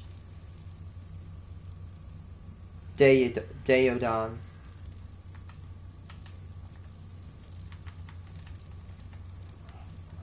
Okay, Wyatt, so a primitive saddle for Deodon has an armor of 25.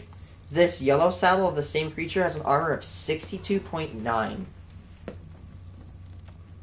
For comparison.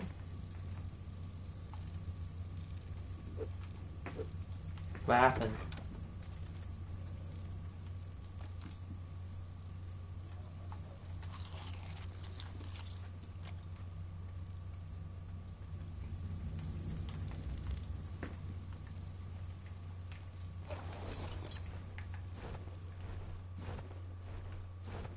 Oh my god.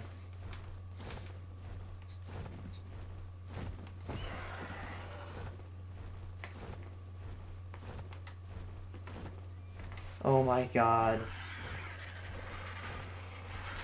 Oh boy, they're gonna grief you.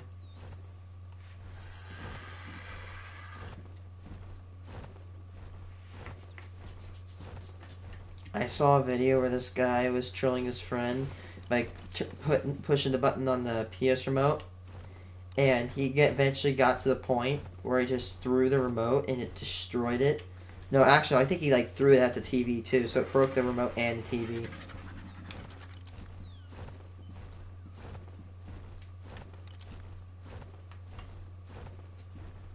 I'm noticing like the ringed drops are very common. Is that a purple looking drop? Yeah, there's no drops over here under green. Like let's call it green drops are a little bit rare over here. Okay, about the metal nodes. I bet you there's more. I think I even saw one, but I have a good amount of metal. Man, that was a very fast loot. I just got off, square, L1, and looked to my ARK and got back on and went. No effort whatsoever.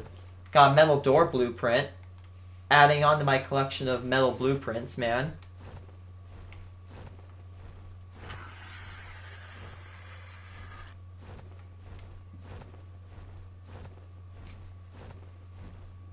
Oh great, they're screaming.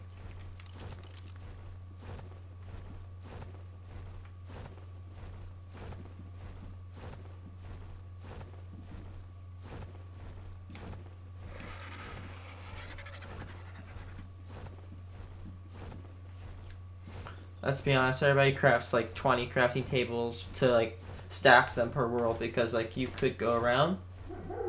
Take.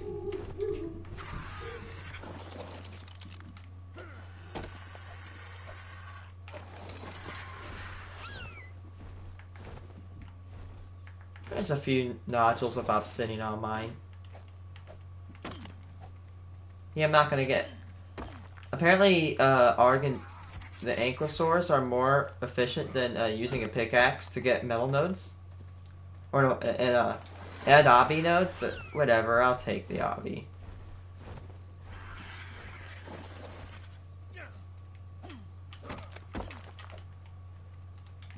Dude, they are tools. Like there's a difference between pranking and there's a difference between being annoying. Being annoying, that's what it is.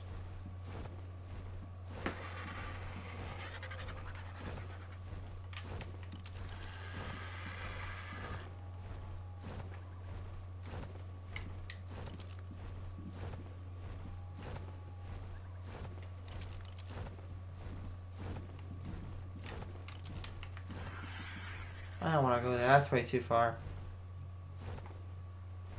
Oh, there's a few obby nodes I might get if you come back on.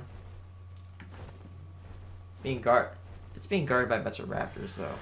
Yeah, there's a very few amount of resources. Like we could get it done tonight if you got on. I'm not gonna rush you because I don't need your help right now.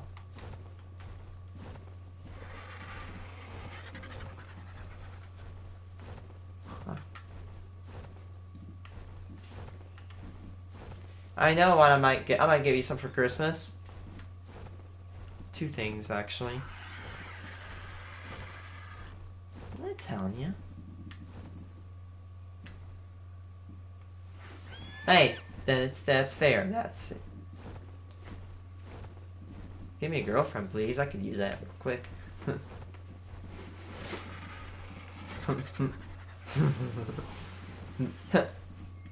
No. It's called. No, I want the cupcakes. God, that's such a meme. No, I was just trying to go get cupcakes.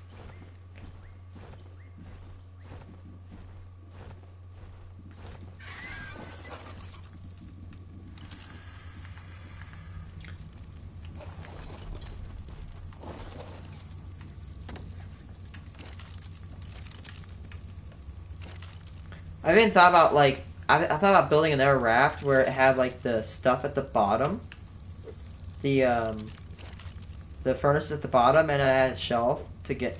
You know what?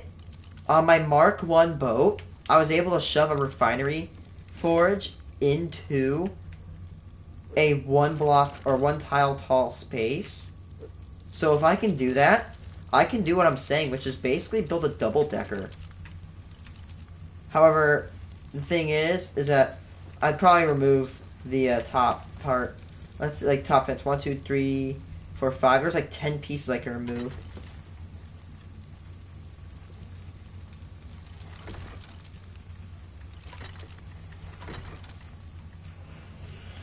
Okay, what? Let's see.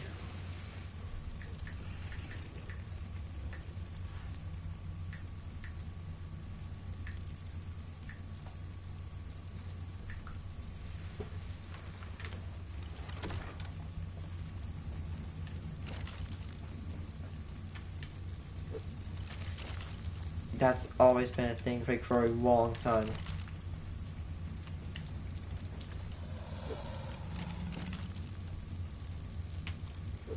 Are you sure? Because I remember a lot of times on Bedrock where I would literally hit something insignificant,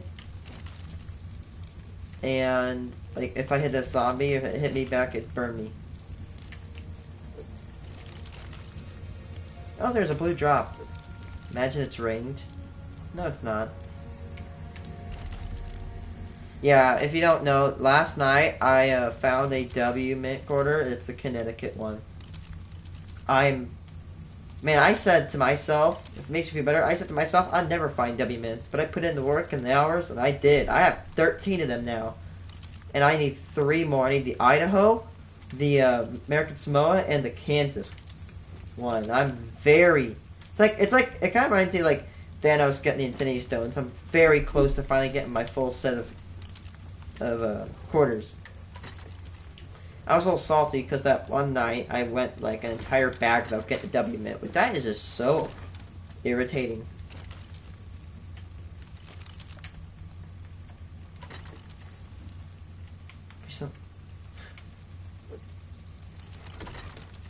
That's a meme, right?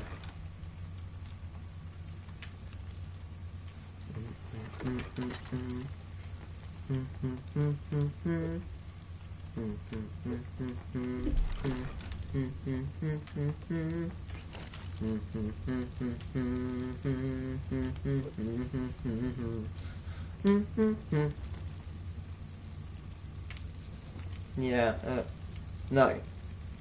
Hunger Games, yeah. He's like one hand.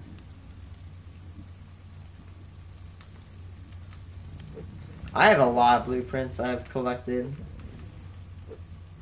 Yay, man, on my Rex I got, let's see, a blueprint for a metal door, blueprint, and a foundation. I think I've got one for a wall. I'm starting to, I almost have all the metal blueprints, I think. Probably some of the triangle pieces, maybe, I don't know. I'm gonna get that blue drop. There's no reason for me to not get it. Oh, there's a green ring. That may not be like the best loot, but who cares? It could have like green flak leggings. I'm gonna get you decked with armor.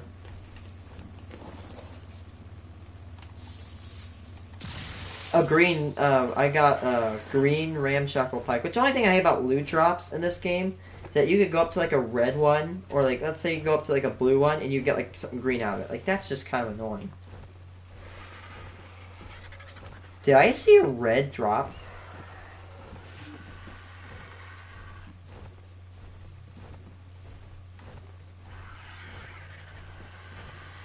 I don't know, but that may not be the best, but I see a green ringed drop. Those are okay.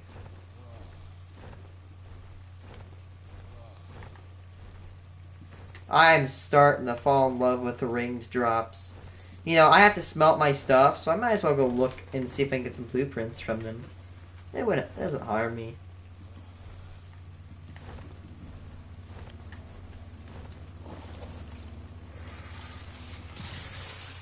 Primitive hide. Let's see. A bunch of primitive hide. I'll throw this. I think I got like a primitive pig saddle, or like a blue pig saddle, which is okay. That could be better. It could be like a trike saddle, but I'll take it. It's a blue saddle. I love collecting the blue saddles and higher.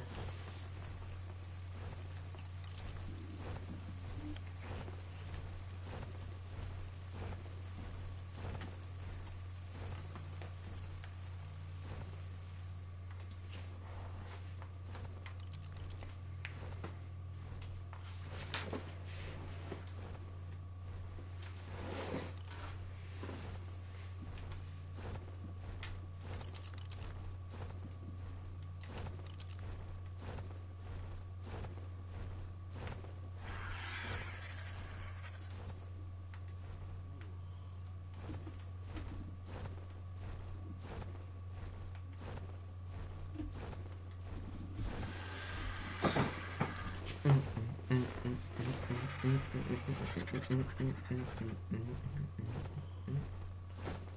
I'm a little bit nervous for my other raft because I might have to throw some stuff off to make some room. I think this RK has like... Oh no, he doesn't.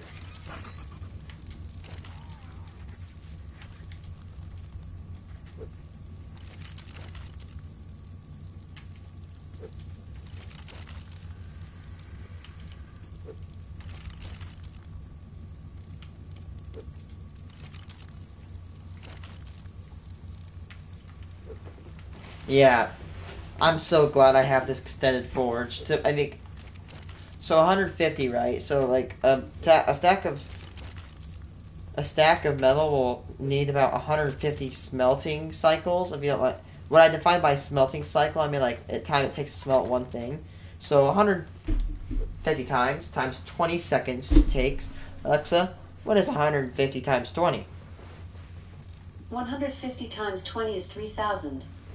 3,000 seconds to refine. Alexa, what's 3,000 divided by 60? 3,000 divided by 60 is 50. So 50 minutes per stack, which I'm right. Plus, you want to guess how much metal we got? 23,747 and going.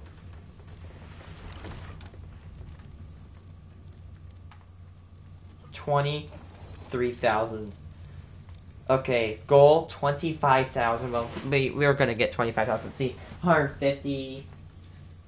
We might just barely scratch 25,000. Ow, Jesus Christ! I scraped my finger on that freaking chair.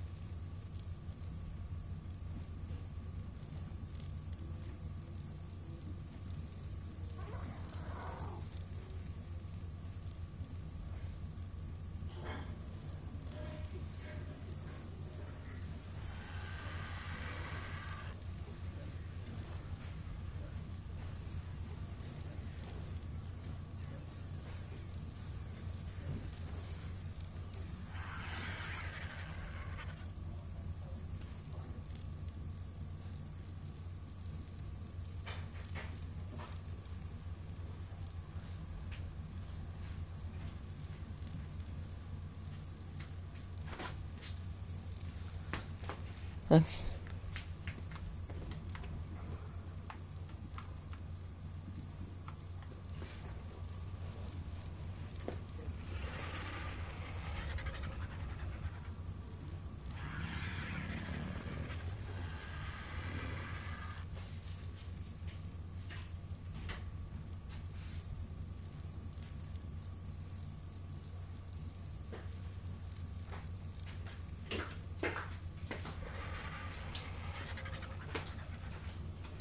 Oh, there's my headset.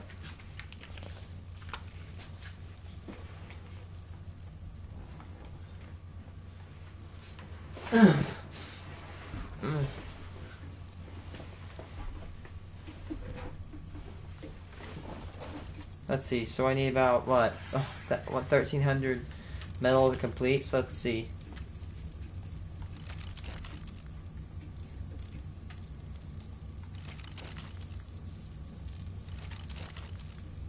Probably at least like 400 metal from each of these machines, right, or these things right here.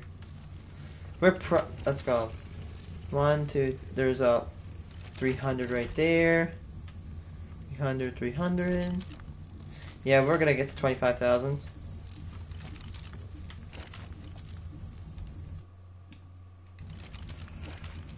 Okay, so we got 1, 2, 3 in here.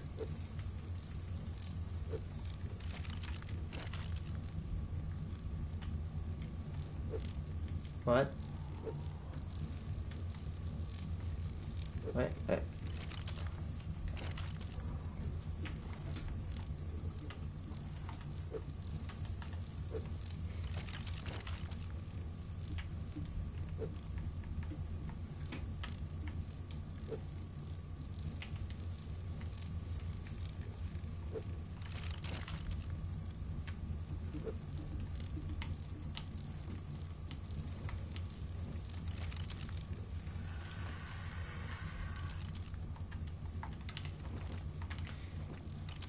Okay, so there's about 300.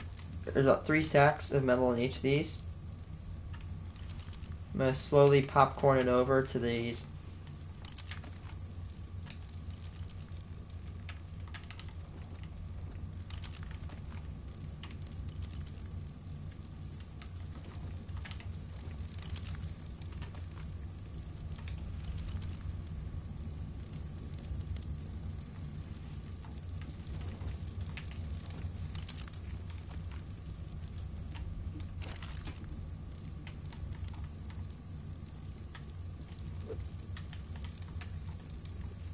Uh,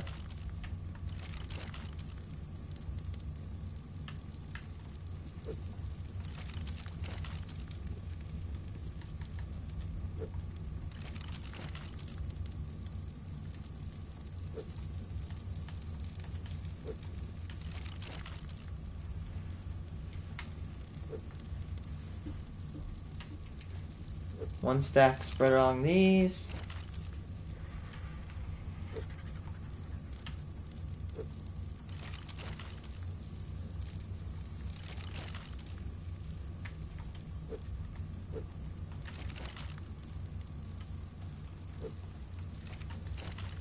Alright, there's 1 stack spread along the little miniature refinery we have.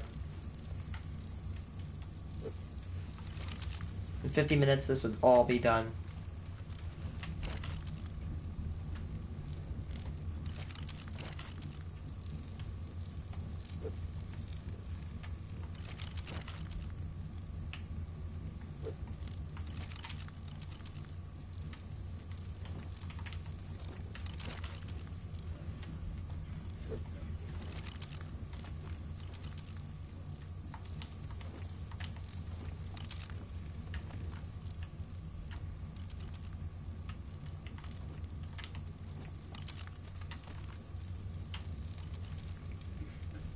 Yeah, I'm gonna spread out the load. Thing is, if I spread out the load, it would get done a little bit faster.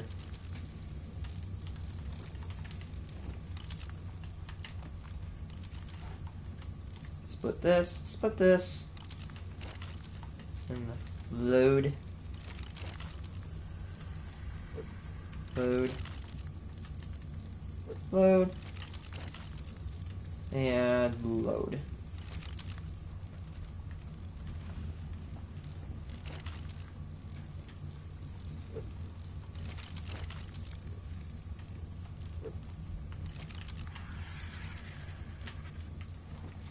Dude. Got a bunch of metal. Never had this metal in the... I've never had this much metal in this game.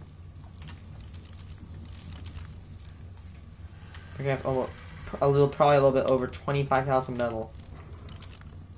And again, remember, these nodes will respawn, so by the time I actually spend building my base, Like, they're probably respawning in the other mountains that we picked off right now. The problem is that I'm probably gonna, like, I don't know, I don't know if I, build...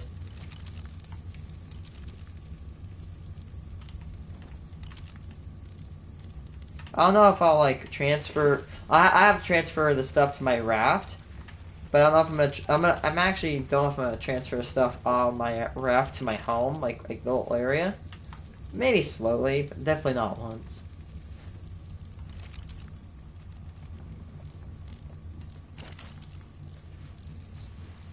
It's around 2 hours.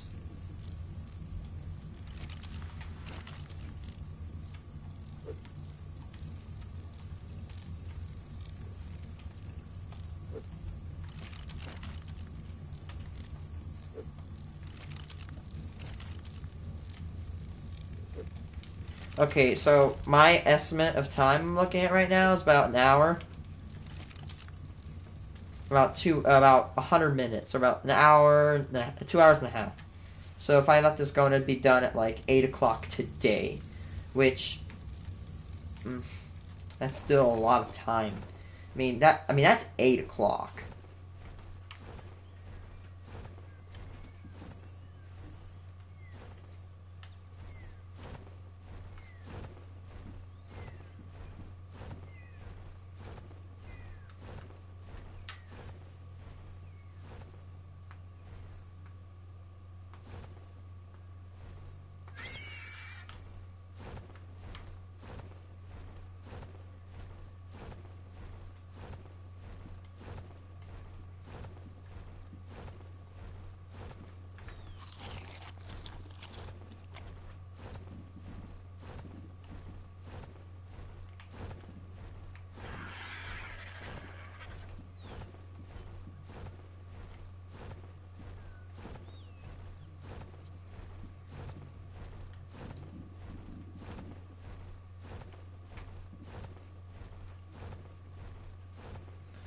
Yeah, 8:30 is still a bit of time.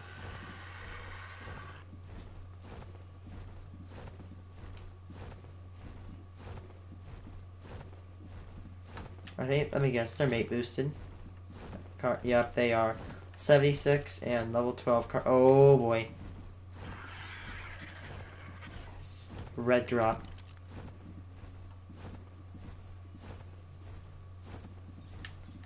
I don't think it's ringed though. Okay. Wyatt, pro tip: do not look at the bottom of a beacon for the ring. Look at the beacon itself. Like, that's stupid. Like, don't look at the beam in the air for like the. Don't look at the bottom of the beam for the ring.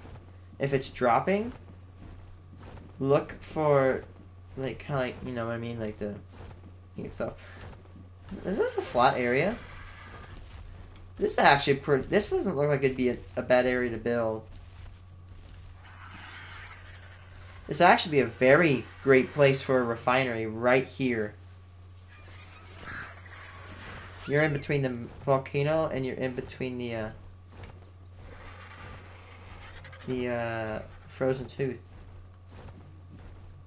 No.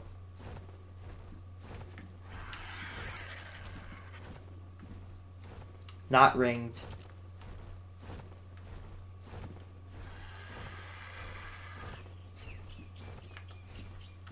The downside to having an Argentavis and looting drops is that when you get off, you're vulnerable to things.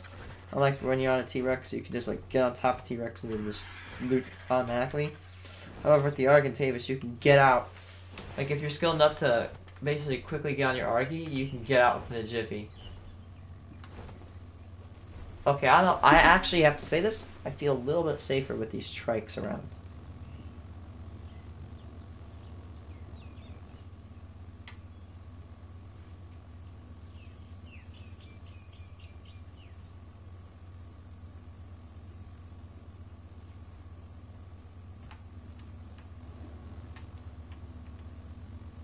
Here it is. It's dropping. When it drops, you give it like 5 seconds or 5 to 10 seconds because when it drops immediately, it's not going to be accessible. Wait a few seconds and it's open. Are you kidding me? The red drop gave me... You want to guess what it gave me? It gave me a green mammoth saddle blueprint. Come on, man. I think they should make...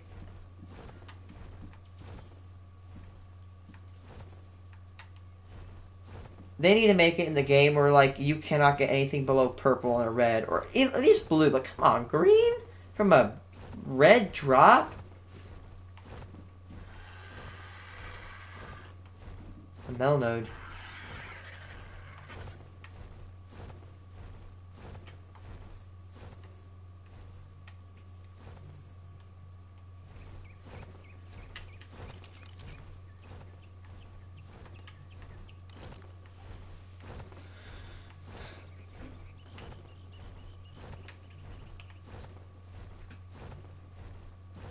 Ooh.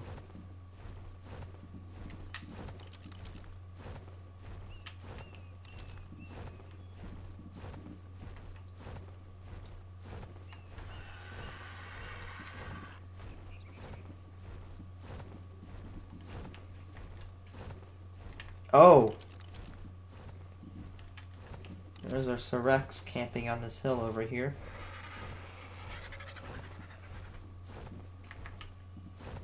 Why,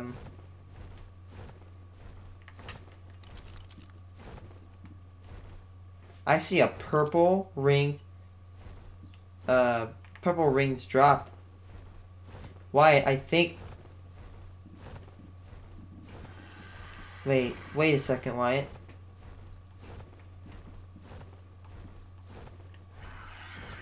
Yeah, you can kind of see the ring even without the scope. Wyatt, I think the metal nodes that we've mined on the volcano are starting to respawn.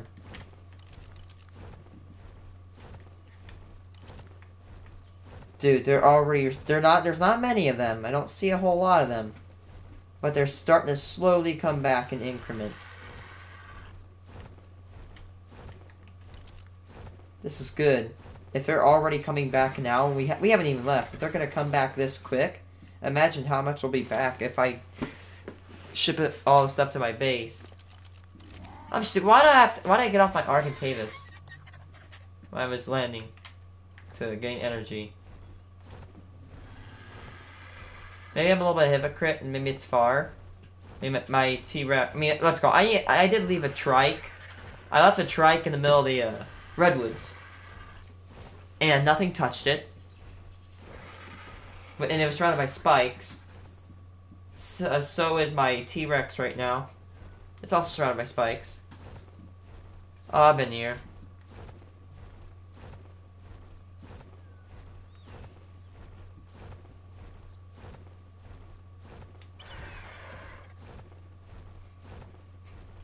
Maybe I'm being a little bit spoiled, but I kind of think I wish this ARK... No. Oh, I'm so stupid. Okay, Wyatt. I thought it just dissipated my save. I just saw it drop. It shouldn't dissipate. What happens is that the beacon is very, very like tall, but when the beacon hits the ground, it's almost like you can barely even see it. There's this lake. I've heard that this lake is one of the most like favorited building areas in the entirety of the ARK island. There's a little baby island on it too. That would be really nice for a castle or fort. I mean, it's not water. I doubt it's gonna prevent anything from like going up to you. But nonetheless, good spot.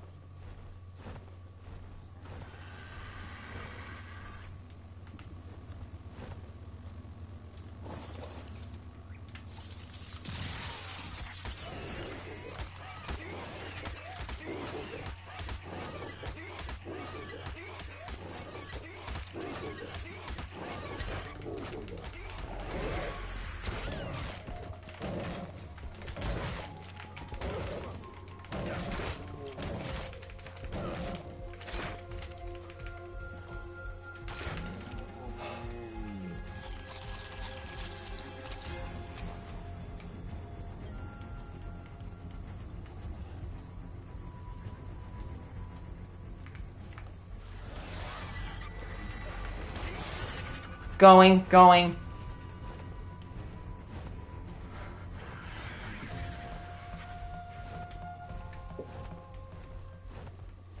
Going, going, going, going, going, going, going, going, going, going, going, going, going. My heart is beating like hella crazy. I'm so glad I didn't like peek in.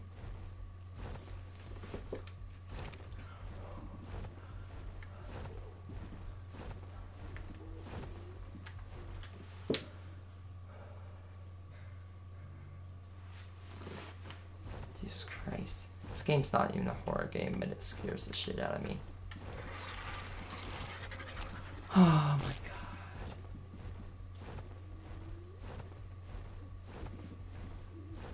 So glad I don't have that. Sorry, dude.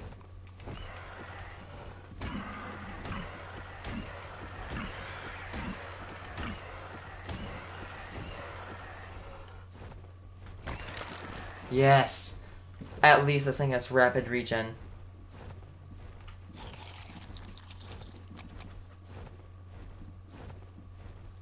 Damn. If that thing was not as high leveled, I would have been dead. Thank God to my Architavis for fleeing. Dude, if I hadn't shot it... Oh my god. I'm very lucky for getting out of that one alive. Oh my god, there's the other Ankley. Please tell me there's a bit of wood. There has... Oh, there's...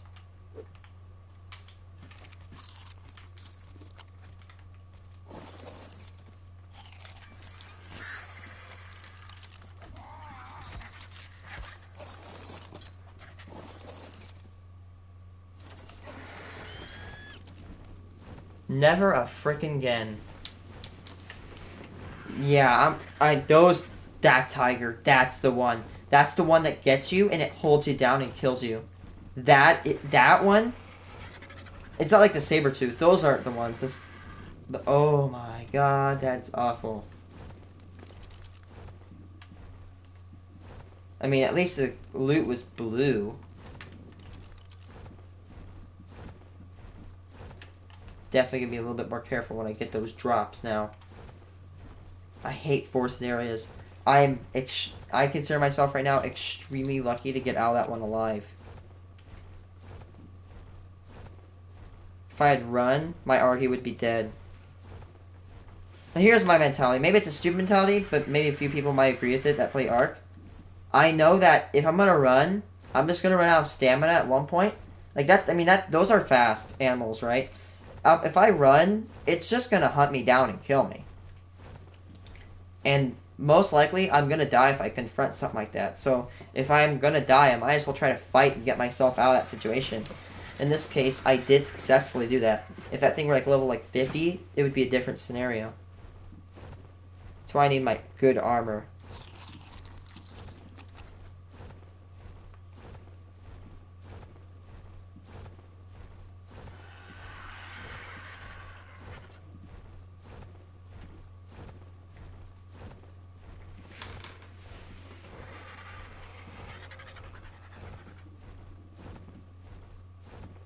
Slightly shaken right now, man.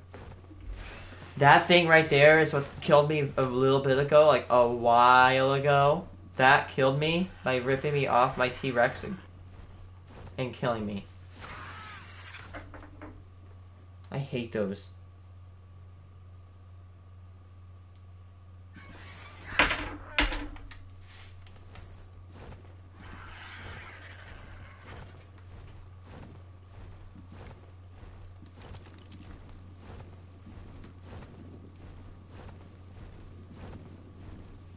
Dude, is ARK... someone's gonna probably answer yes, but... Dude, provided with the materials I have right now, is ARK even survivable on foot? Like, dude, how would you be able to get this game completed without mounts?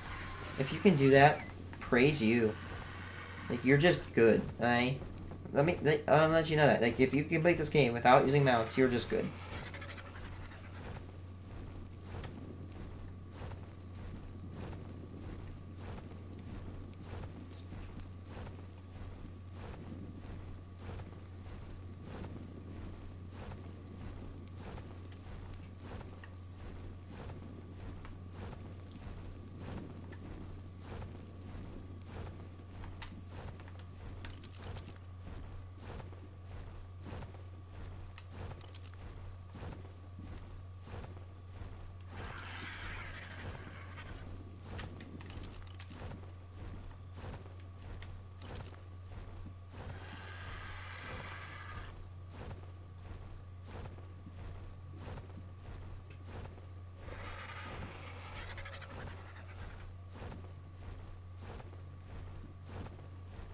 It landed on the one safe spot.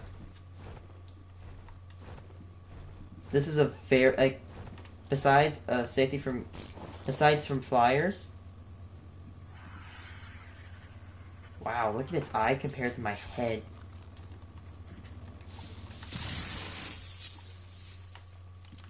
How many laser blueprints do I have? I don't want to get that purple one. I think it's too, like, in the wind zone.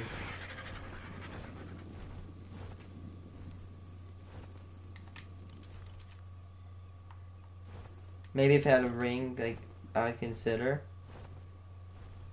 But no, it doesn't have, it's not ringed.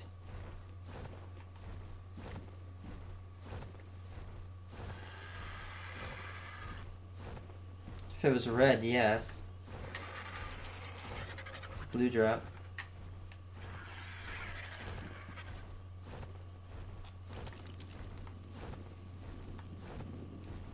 How can you...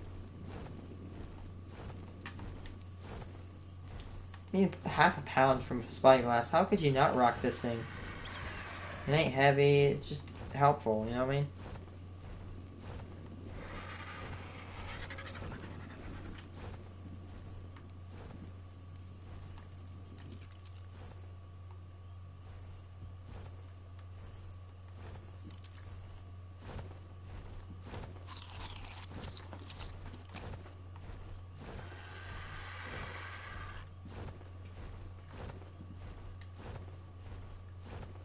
I can't help it. I want to go get those two purples. If I'm gonna try to take it with caution.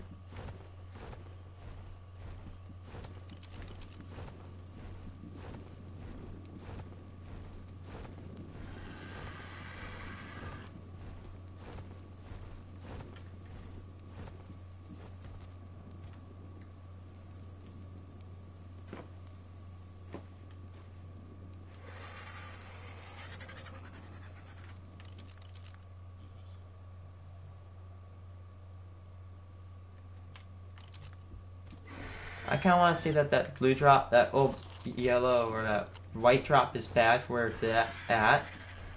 But you know what? You could easily get into that place of the ocean. Is it a ring? I think it is.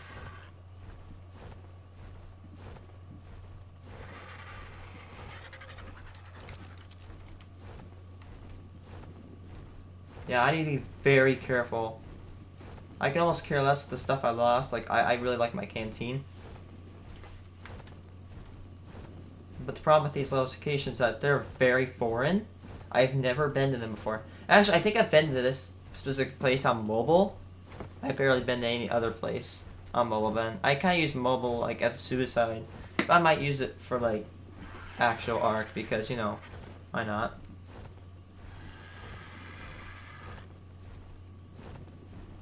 I do know Carnos can spawn over here, like carnivores. And there's a lake over there.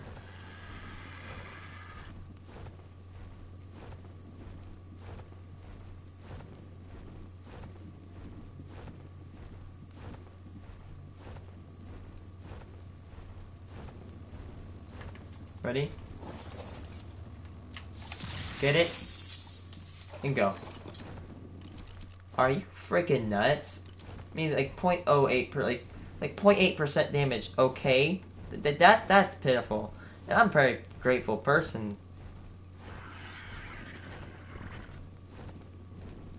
What, purple drop? Oh my god.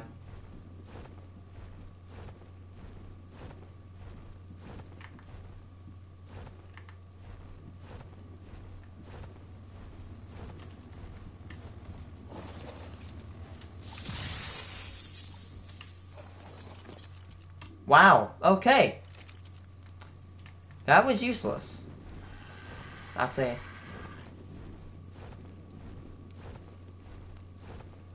Like, come on. Like, green. I have a green metal shield. I'd rather use my green. Like, you know, my green scythe and fix it than. Oh, God, that's awful.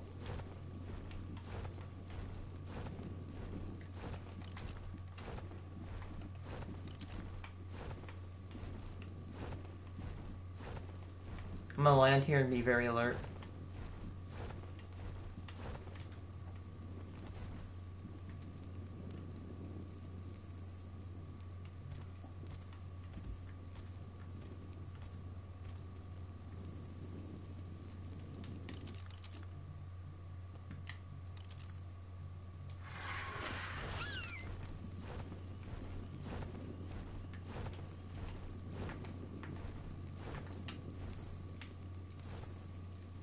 I'm not gonna go get that blue one over there. I just want to go back to my little camp.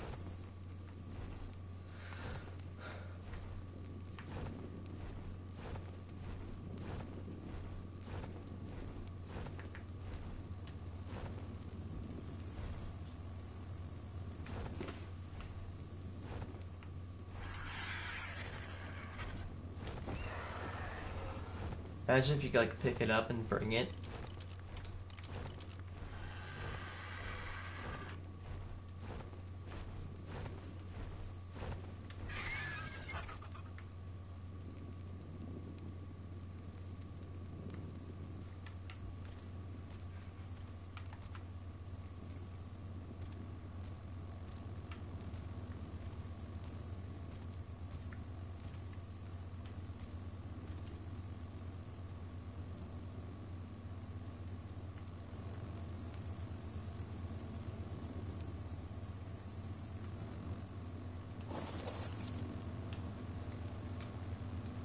So you have to give it a few seconds.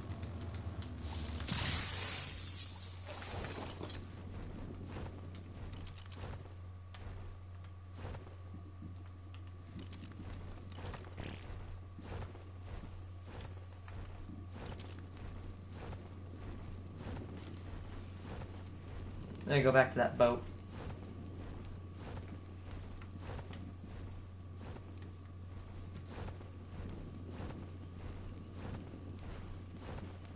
I'm not even gonna bother with that blue one.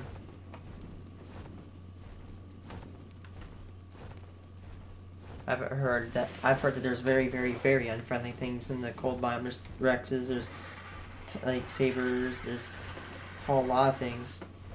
Dire wolves, especially. I mean, they're very fast apparently, and they can track you down very quick.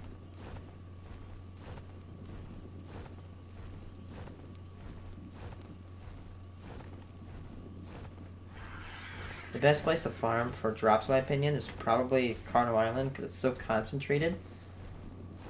But there is discrepancy. Like, you can get some pretty bad things from there, but you get some half decent things there too.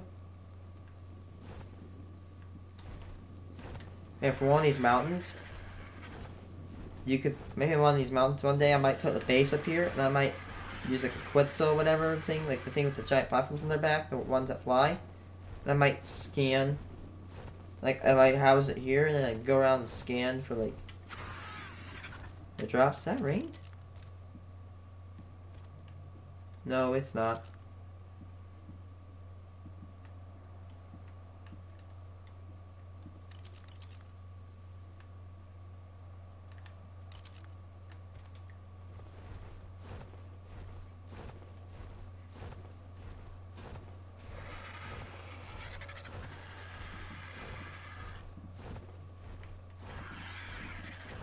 ARK is so different without a flyer.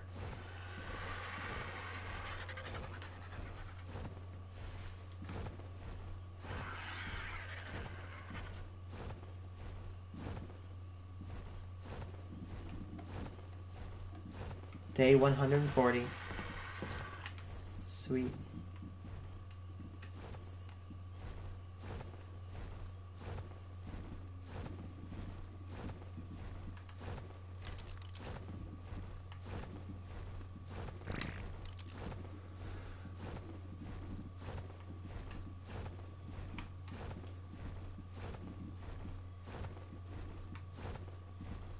I think I can see the lines of fire.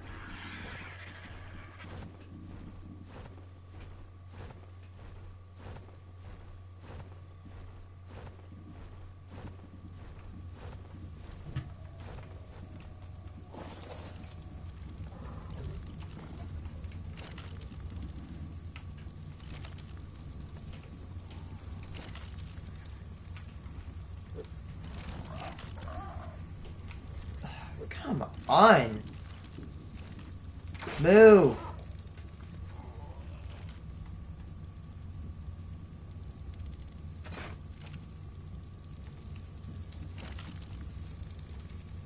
Uh-oh. I need fuel. Let me go get that after I go, put my, bars up into the storage.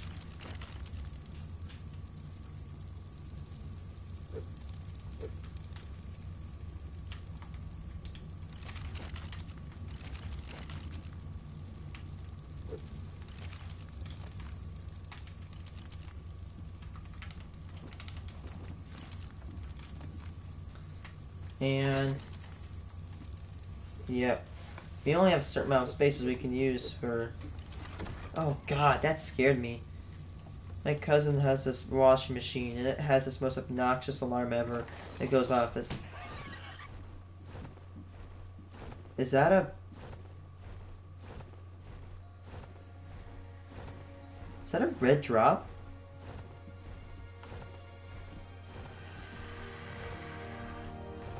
Please tell me this game ain't fibbing. No fib? Zero fib?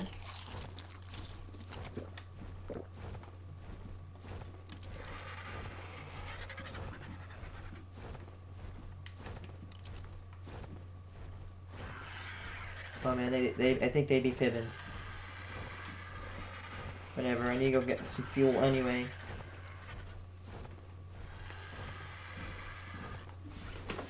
Yep, I better go get fuel. I should have like a little bonus fuel here. Homie.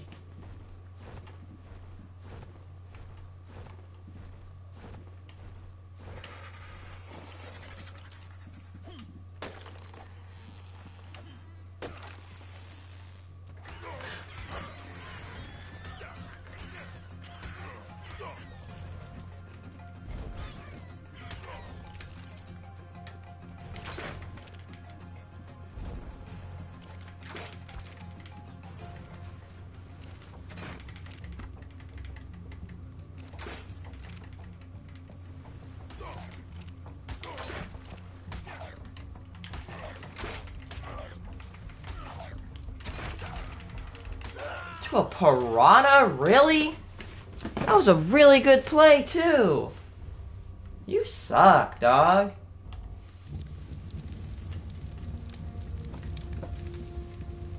Oh, no.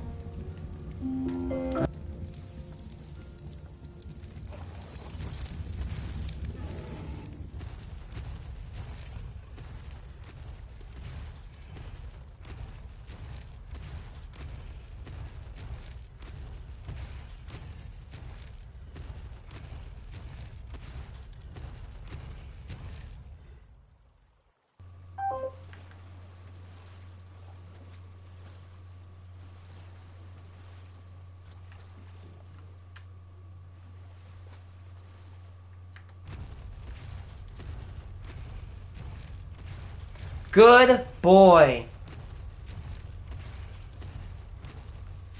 Hey, nice life.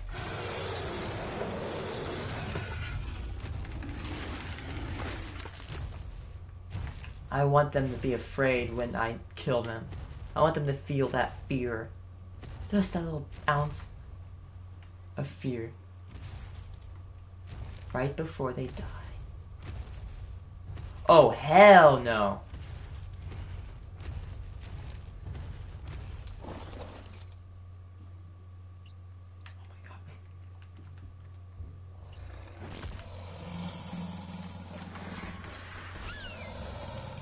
Did it just poop twice?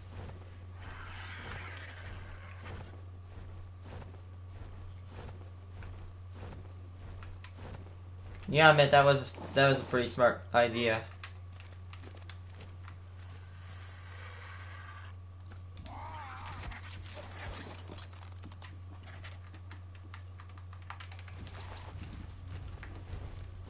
Stupid raptor, I just wanted to get some fuel.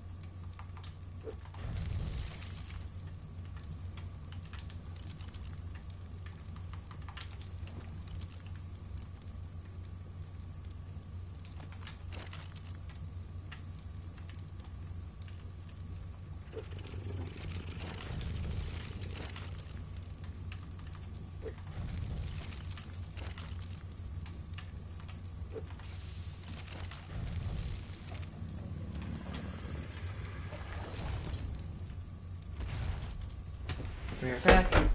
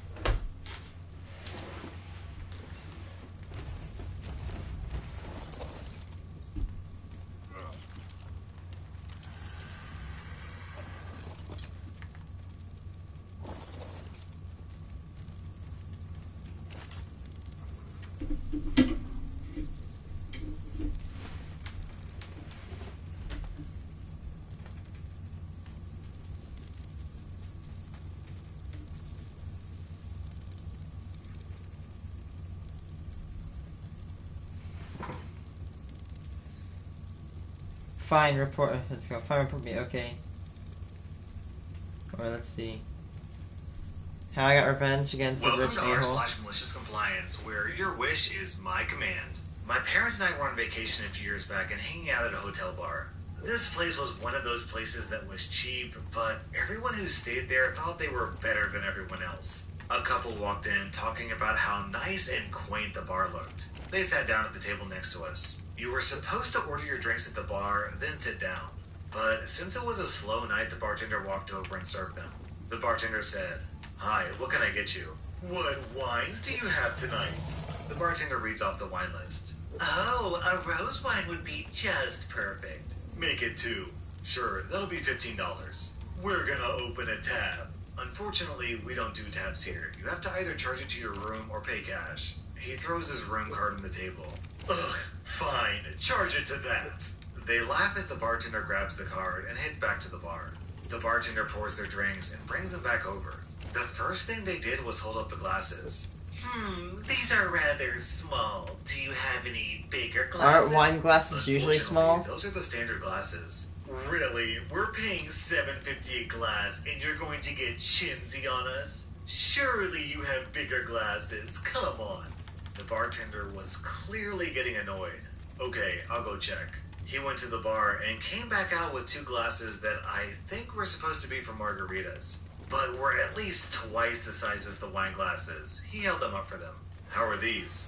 "Oh, those are perfect." "Yes, thank you." So the bartender puts the bigger glasses on their table, then takes the smaller glasses and dumps them into the bigger glasses. "Is there anything else I can help you with?" They didn't say anything, just sat there dumbfounded. Great. My parents and I start losing it. We tried Wait, not. what? Anything else I can help you with? They didn't say anything, just sat there, then takes the smaller glasses and dumps them into the bigger glasses. Is there Oh, anything else I can help you with? They didn't that's say awesome. anything, just sat there dumbfounded. Great. My parents and I started losing it. We tried not to laugh, but we were all a bit inebriated, I guess. The bartender looked over at us and smiled. My dad gave him an extra $10 tip and said, thanks for the laughs. Don't F with the people who serve your drinks, lol. This story didn't go where I thought it was going. I thought he was going to give them the big glasses, then fill them with wine and charge them extra. But I like this bartender's approach. This is way funnier. Our next Says, you want to be the a-hole? I'll be the a-hole back. Before we begin, dear readers, a brief bit of backstory. I found that every company has a Todd. You'll know who your Todd is because he's who you'll call when you don't know who to call. When the unthinkable happens and everything's on fire and there's no hope of salvation, Todd steps in to fix it. Todd spends his entire time just fixing the unfixable. He's been with the company since the dawn of time, knows the true name of several demons, and was in the room when the old magic was written. Our Todd has an elite team to be on call when stuff breaks. Each team member is the highest authority in the company for one specific thing or another. They're the elite. Their word is law, and to question them is to question Todd. Our story begins shortly after I'd accomplished my greatest goal and became the newest member of Todd's team. Now, my company works with point of sale. We sell computers, software, printers, card readers, and pretty much anything you need to make money from somewhere else. After years working in the call center, I proved myself worthy of Todd's attention. I interviewed, tested, and became the specialist of third-party integration. My focus is the connection between our product and whatever weird stuff your company wants to use. Examples of this include getting smart lights to change on command from ordering kiosks, letting the staff control the new jukebox you bought with their employee ID cards, or getting the sales data for the day to report to your Canadian counterparts in both French and English. But only if someone buys the poutine Sara surprise that day, and other fun conundrums that only the client can fathom. It's important to note that during my time in the call center, I was paid hourly. As a specialist, I would be made a salaried employee and would be on call. After accepting the position, I was told that I would have a trial period of 1 month to prove myself. I would remain hourly, but would have a pay increase to more closely match my expected rate as a salaried employee. I would have the title change and new responsibilities of my job, but I had this month to prove I was worth the extra dinero. The first day of my new job, we get a call from one of our more needy clients. They lay out a series of demands. 1. All of their stores must be upgraded to Windows 10. 2. As each store makes about $10K a day, taking them down for a remodel is not acceptable. 3. All of these upgrades... Dude, I almost bit the dust. I was going to get this loot drop. I got attacked by this tiger. I was trying to kill my Argy. I shot it. Luckily, it was like level 3, and I shot it enough times to basically kill it. My Argy almost died. And as I'm about to go get on it, Argy gets attacked again, and I fly very fast. Both me and the Argy almost died.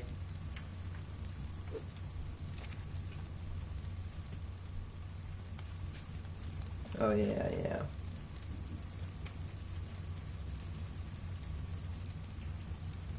Yes. Good, I don't care.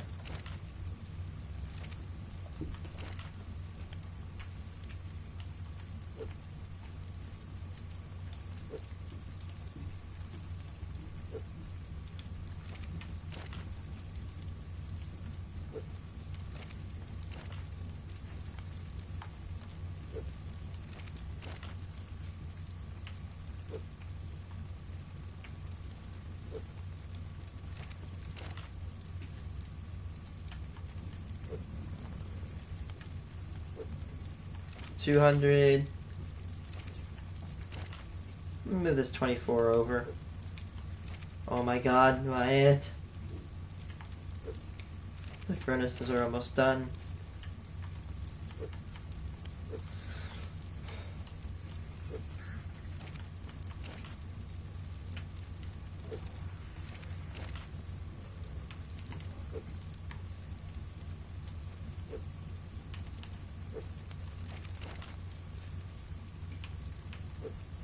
Alright, every one of these has 300 metal in it. Except for this one at the end. Everything has 300 or more or less metal, so Let's check about this one.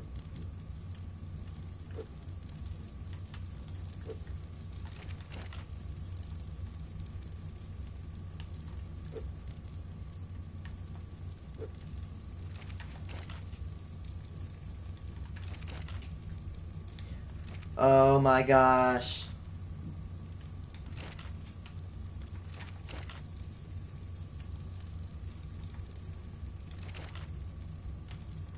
Everything's gonna be done within 50 minutes.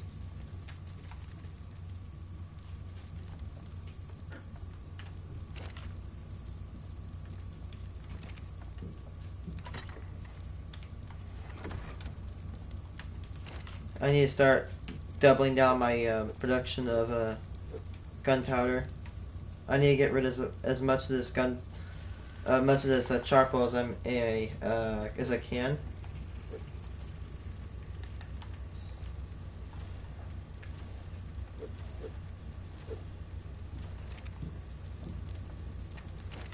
Okay, I'm collecting a lot of charcoal. Dude, I have so much charcoal on me.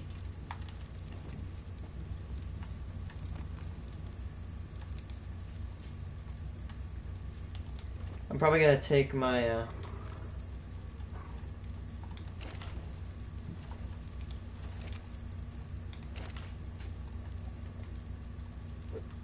oh.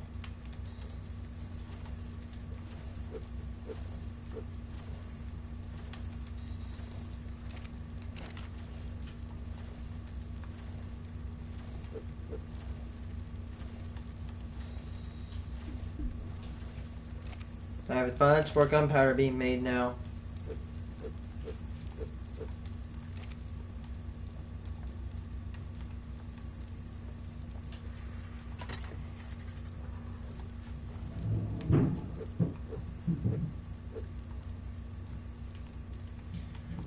Ooh, that is a flex right there.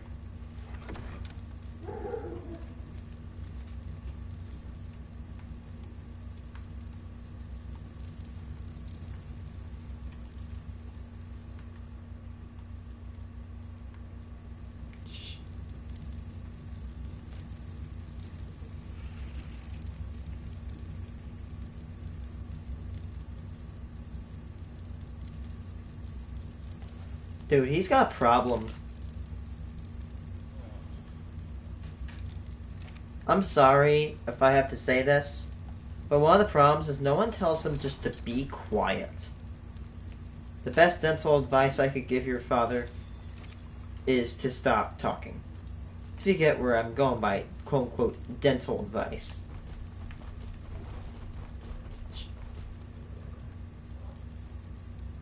I swear to God, if he blames me for quote-unquote cursing and quote teaching you like, he's very lucky I can't record the audio.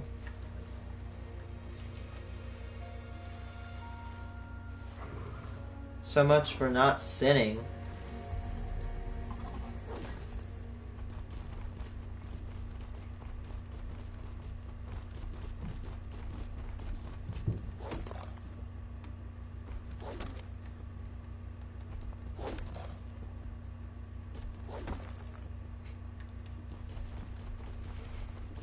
Must be done overnight while the store is closed. 4. If the upgrade fails, the store must be rolled back that night so they can open hourly. 5. The window of time to do one of these upgrades is 8 hours. 6. The fastest they've been able to do one is 10 hours. All of this means one thing. They need a specialist to do the upgrades. One that knows their integration. I give Todd the put me in coach nod and Adila struck. Todd is about to leave on vacation, which leaves me under the control of Steve, the director of the support center, who used to be my boss before I worked for Todd. I'm now on overnights. 4 nights a week I upgrade these stores. I supervise 2 or 3 technicians who are on site in separate stores. I do all the software, they do all the hardware. This process is staggered based on time zones, so I generally am pulling 12-hour shifts. The overtime is amazing, especially paired with the raise I got. Fast forward a week or two. The initial batch doesn't go the best. I have a 40% failure rate. This is due to scripts provided by both the client and me by the various third-party companies used by the stores, including their music, food delivery, and credit card processors. Everyone on their side knows who the bad guy is. 200, Talks are in 200, place, and we're moving 200. forward. A meeting between the client and us is scheduled near the end of the week, right in the middle of my off time. As I said, I'm working 12 hours a day. I live a full hour from work, and for security reasons, can't do these upgrades outside the office. I have 10 hours to eat, sleep, get up, and eat again before work.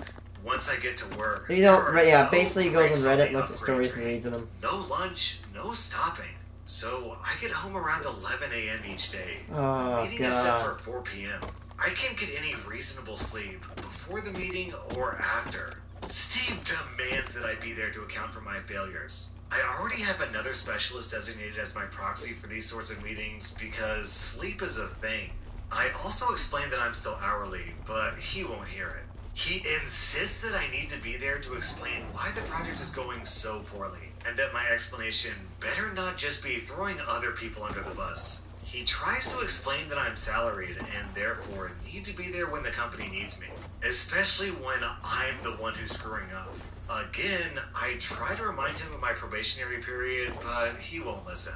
And there, my friends, begins the malicious compliance. I clock in at 10 p.m. the day before the meeting. I do my upgrades, all 3 of which are successful due to what I assume is a change in the third-party backend. The scripts I'm provided with work perfectly this time, and all goes well. My corporate contact I report to in the morning tells me the meeting is just to go over the new changes to procedure we went through that night, and I'll get the clip notes in my email. No need to attend the meeting. I thank them and sign out. Then I sit. For 6 hours, I twiddle my thumbs, take a lunch break and a car nap, and wait for the meeting. When it's time, I walk upstairs to the top floor of the conference room, where everyone but Steve is shocked to see me. I calmly take my place and wait for the meeting to start, stating that I was asked to be here. The meeting lasts 30 minutes and consists of the new procedure, praise for my diligence, and a quick overview of how the timetable will change because of the past failures. It's noted that my performance has prevented a lot of the sites from failing when they would have otherwise, and the client is pleased with my work. Steve, who had previously blamed me for the failures, sheepishly agrees that I was a good fit for the project. Then, the meeting ends with the best part. The person giving the talk states that she knows I'm asleep right now, so she'll go over the changes with me personally when I get in tonight. Meanwhile, the guy I asked to sit in on the meeting for me will work with them to set up the changes to be deployed. About 3 hours of work so that it's all ready when I get in at 10. The meeting ends. Steve makes a comment about the changes being done by someone with more experience and hints that it should be my responsibility. I cheerfully say that rather than waste my coworkers' time, I'll just do the changes myself. I have my 3rd or 4th win by now, and I'm ready to go. At the end of day 2, I've spent 36 hours at work. Caffeine is my only salvation, and we're almost done. Near the end, I'm basically waiting for a technician at my last store to finish testing, so I tell him to call me, and shut my eyes for about half an hour just to rest a bit. All is well. I get called, everything's green. The vigil is over. 2 of my friends insist on driving me home, where I promptly pass out into the most heavenly sleep I've had in ages. I wake up to an email asking me to head into work for a meeting with HR. It's my day off, so I'm kind of perplexed. I head on in and apologize for being fashionably late. The meeting is with head of HR, who has a report that I was sleeping on the job. Oh, who cares? There's camera footage of my These stupid companies that make... I calmly explain this. I hate these stupid companies that, like, literally... They just suck the soul out of you, man.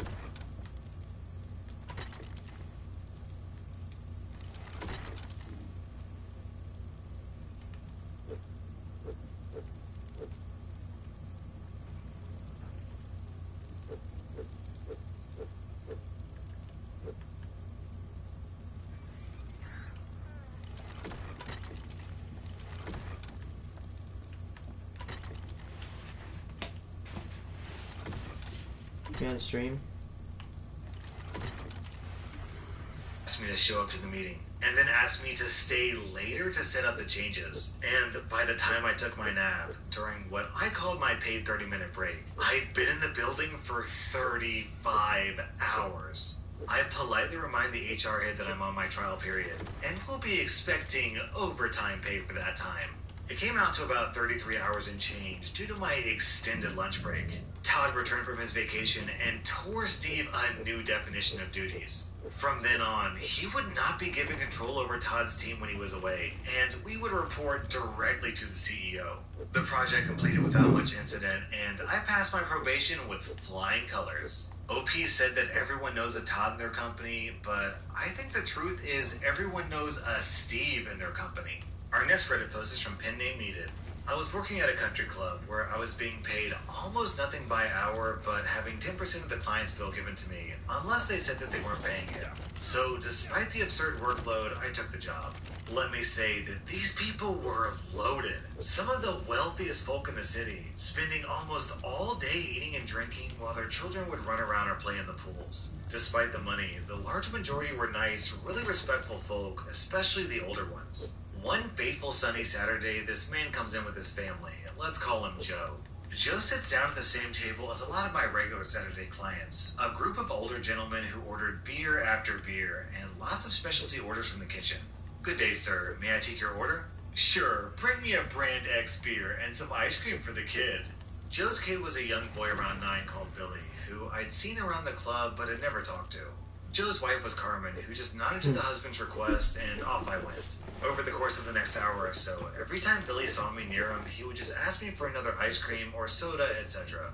Due to the club's rules, I had to go directly to Joe and ask for him to authorize the boys' requests. I was only doing my job, and everyone at the table knew that, using my arrival as an excuse to order more drinks. Joe, however, was getting pretty angry, and around the 8th time I arrived to talk, he grabbed me by the arm. I'm trying to have a conversation here. And I'm trying not to get assaulted. The old man said, "He's just doing his job, Joe. Leave the kid alone." I said, "Your son wants..." "Listen, just give him whatever he asks you to get, okay? Just don't bother me again." I look around the table, fuming as Joe let go of me, and see the old man winked at me. Cue malicious compliance. For the rest of the day, whenever the boy asked for anything, I would just give it to him and charge Joe's account. It didn't take long for Billy to realize I wasn't going to his dad, and his requests began to escalate. What started as simple ice cream was now being portions and more portions of loaded fries, sodas, and probably more sugar than any kid could eat. It was already night when Carmen came to me asking to close their bill. It was monstrous. Joe tried to argue with me and request the manager, but the rest of the table reminded him of his demand to me. He was forced by the manager to pay since there were multiple witnesses to his orders, and Carmen made him upgrade my share to 15% of their bill as an apology. Needless to say, he never treated me rudely again, and the old guys never let him forget that story. And then down in the comments, Frog Spa wrote what I was thinking. I bet Billy vomited in the back of the Jaguar as his dad angry drove back home. Our next Reddit post is from Fanatic Cake. I work at an elite school, and I mean elite, to the level of being the place many actors, politicians, and business people decided to put their children. It costs at least $40,000 a year. With Damn, that's a salary. That's an actual salary. Towards one iPad per child and some of the best teachers in the city. I'm an assistant to one of the reference hit teachers in lower school, so I saw this happen very closely. My school doesn't have a teacher's lounge, and usually the teachers would only interact during the 15 minutes break or during lunch at the teacher's cafeteria. Since I started, there were things like this, and no one had an issue with it until last week, when we received a message from HR that made everyone extremely angry. Only the specialist teachers and administrative employees are allowed to stay at the teacher's cafeteria during the morning break. Yeah. Assistants and class teachers are only to have their snack with their students and can grab their coffee in the break room from the janitorial staff. So, that means that out of nowhere, we not only lose one more space where we can rest from the classroom madness, but also we have to basically occupy a space that isn't ours. Janitorial staff also doesn't have a lot of space to rest, so it would suck for everyone. Just to have coffee? Their justification was that since the teacher staff doubled in size since last year, we needed to stop occupying so much of the cafeteria because it was getting too busy, and people were taking too long on their breaks because of that. As far as people knew, nobody made that complaint, and it was pulled out of HR's butt. People were visibly angry, but nobody talked about anything until... That's when the most amazing silent malicious compliance happened for the entire teaching staff. We just grabbed our coffee and sat on the corridor in front of the teacher's cafeteria. Now imagine, just imagine, about 35 to 40 teachers sitting on the floor, everyone with coffee, bread and butter having their break like nothing happened. People would just stop by, see what was happening, and join in. Eventually, we slowly would just start again going inside the teacher's cafeteria and ignoring the HR's orders, which is what made them go back on what they said earlier and allowing everyone to use the cafeteria normally.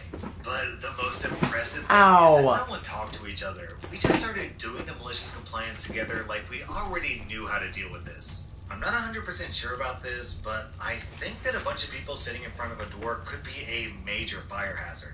So it's also possible that your protest could have gotten your school in a lot of trouble. So it definitely makes sense that HR rolled back the policy because they were fighting a losing battle. That was r/malicious compliance. And if you like this video, then please let me know by hitting that like button because it really helps refusing my to give my channel grow. sister $250,000. Oh, crap in it. I got $75,000 for saying okay. Plus helps you protect your dog from fleas, ticks, heartworm disease, and more. All in one delicious monthly soft chew. Use with caution in dogs with a history of seizures or neurologic disorders. NexGuard Plus, the one you want for one and done protection. Welcome to r/malicious compliance, where OP gets $75,000 revenge. I work for a large shipping company in Canada. I work early in the morning loading trucks, but as needed, would go out and deliver packages. At first it was here and there, but it soon became normal that after my regularly scheduled shift, I would go out and deliver. This wasn't a requirement of my job. The second, I have almost 2 crates full of metal. It looks really bad on the managers to have packages go undelivered, and I thought it would look good on me. I did this for a few years without any issue. One winter, one of the drivers at a different depot slipped and hurt himself while out delivering. This caused a new initiative to force all drivers to wear super slip-proof boots that have glass embedded in them. These run about $250. All the drivers received vouchers that would cover the cost because the requirements of doing the job.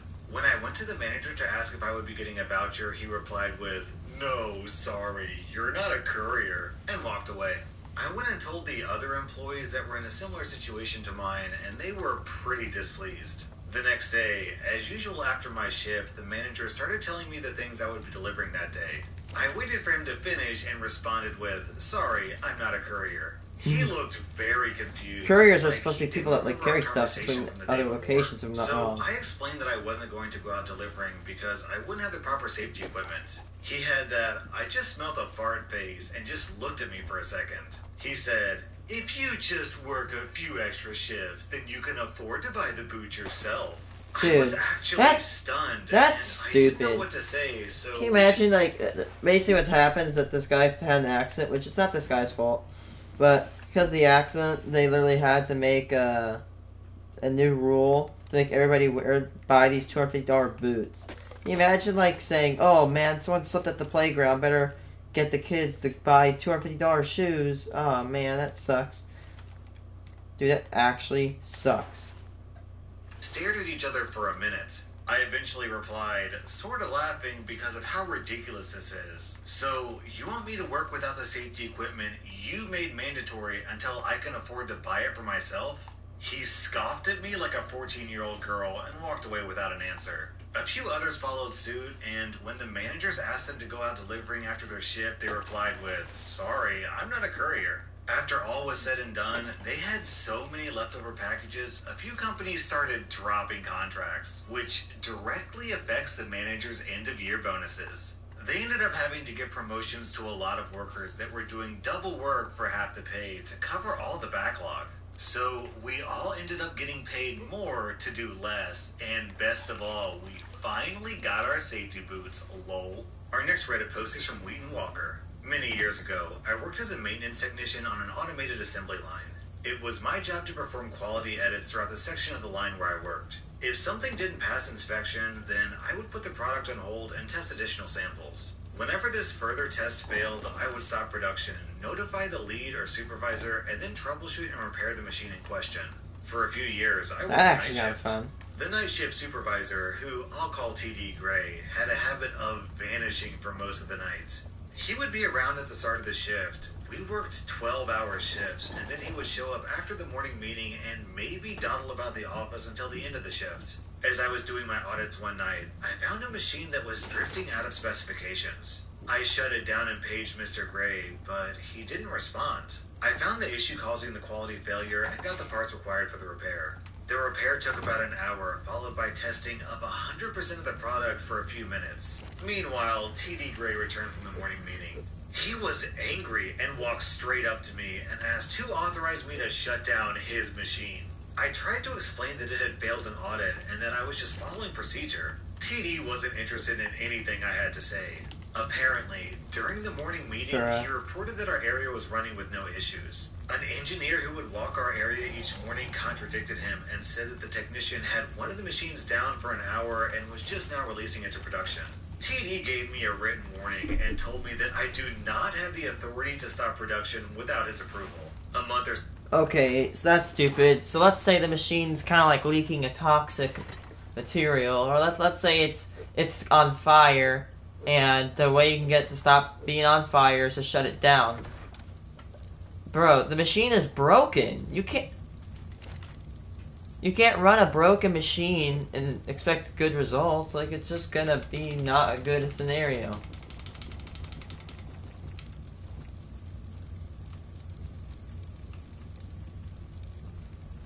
It's a creeper? I'm talking to my friend's stream. I'm a creeper. I'm a creeper. Minecraft creeper blowing up blocks like Al Qaeda. I'm not a creature that'll eat you, but I'll leave you petrified. Creeps in the mind, peeps in the mind, sweeper. I'll find your mind in the mine, read it in the mine, it's mine, it's finders, keepers.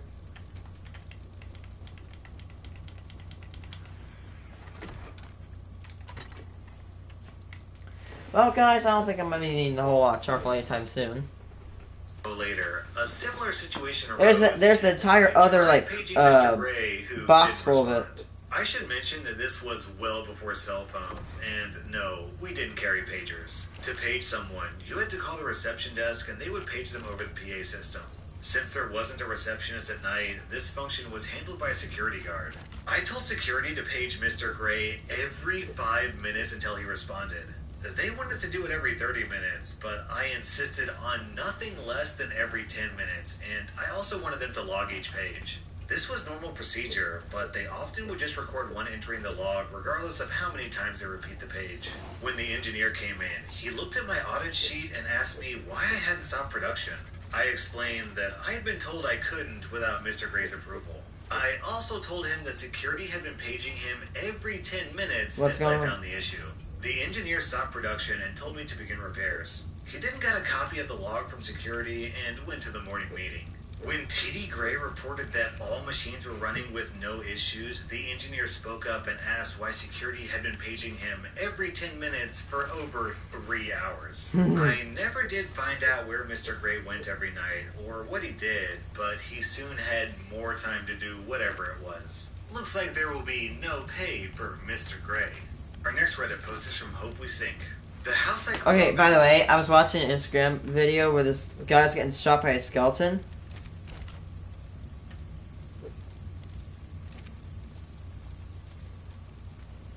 You fine?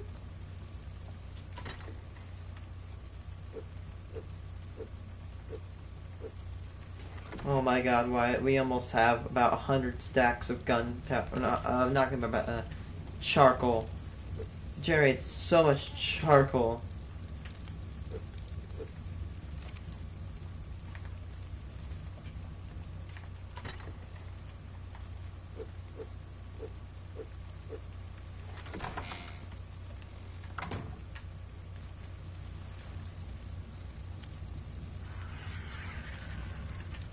There is so much charcoal to unload from these furnaces. I think this half is already unloaded. Yep, it is.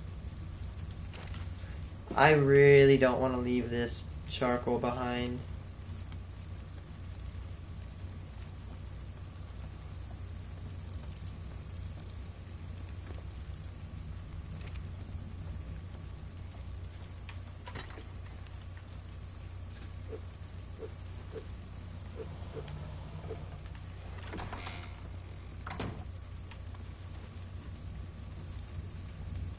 Not the iron spoon.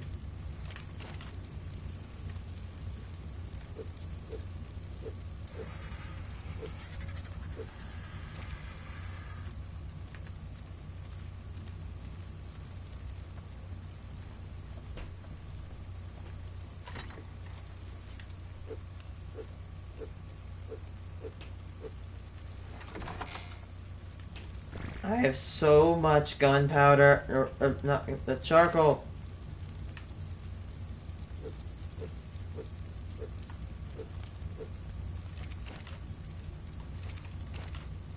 Dude, it's just never ending. It'll take me a while. It'll take hours to completely make it down in the gunpowder. Well, Wyatt, I have 2 chests completely topped. Well, one of them is almost completely topped, but 2 chests topped with gunpowder. Yeah, I can definitely say I have well over, or a little bit over 100 stacks of, not gunpowder, over 100 stacks of charcoal. That's actually pretty insane in my opinion. Let's see.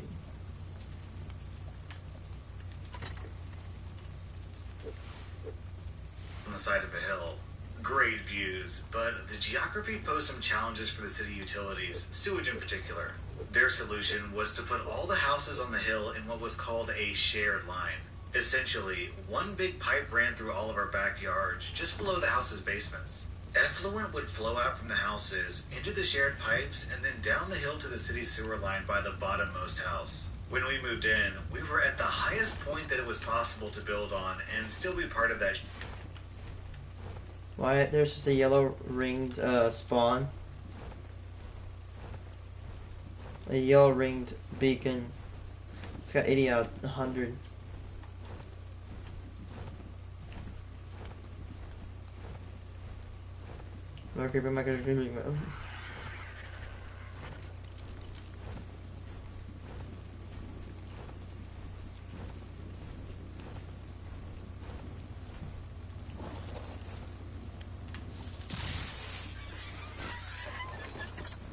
Wait, what? Oh! GG's! I got a recipe for a green ankylosaurus saddle from the yellow ringed drop, which isn't. If it was, man, it's not blue, but that's not bad. I might make that. Which I probably won't because I might just save up for the a stronger saddle because I know probably sooner than later, I'm gonna find one.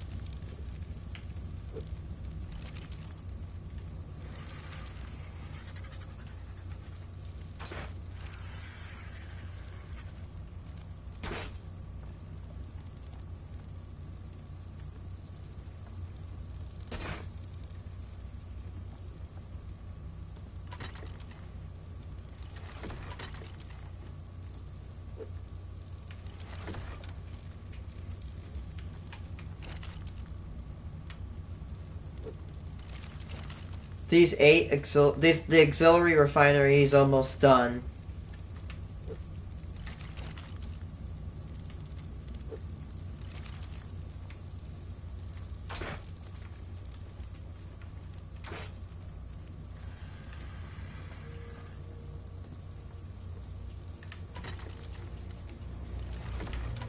Dude, the other,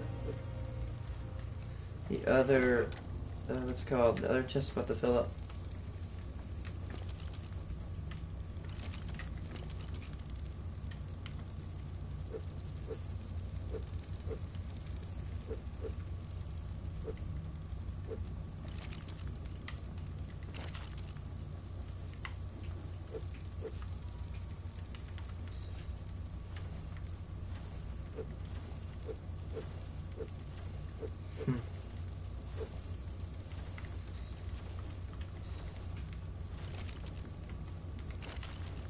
Woo! Oh, that's a lot of gunpowder. Man, I have so much. Why? We have a box of obsidian and crystal. You know, I'm actually gonna sort this.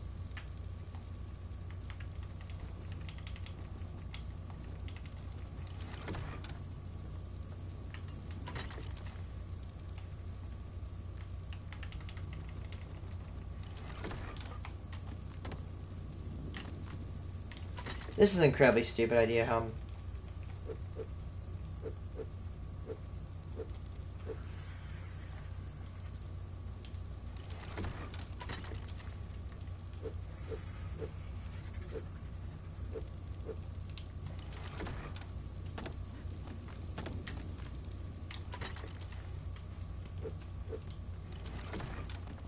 The problem about jockeys is their speed.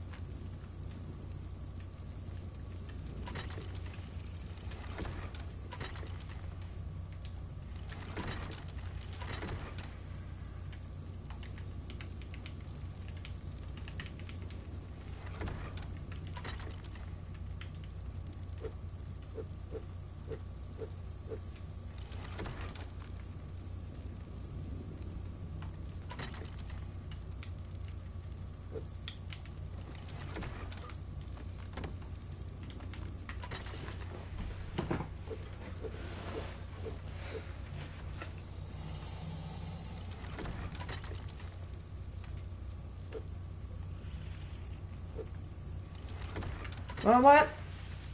We got an entire chest of obsidian. A very rare resource found underground has some. Has an entire chest. After that chest, I have 1, 2, 3, 4. Actually, it's all 8. 1, 2, 3, 4, 5, 6, 7, 8, 9, 10, 10 stacks. Plus a ton of crystal.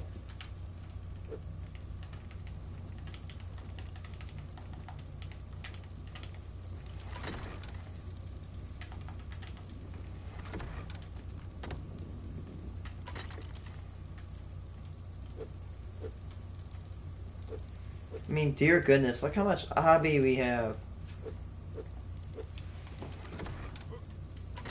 Let's see. We have one. That's 24. Now we have 32 and a half stacks of crystal. That is a lot of crystal. We have 3,250 crystal on us.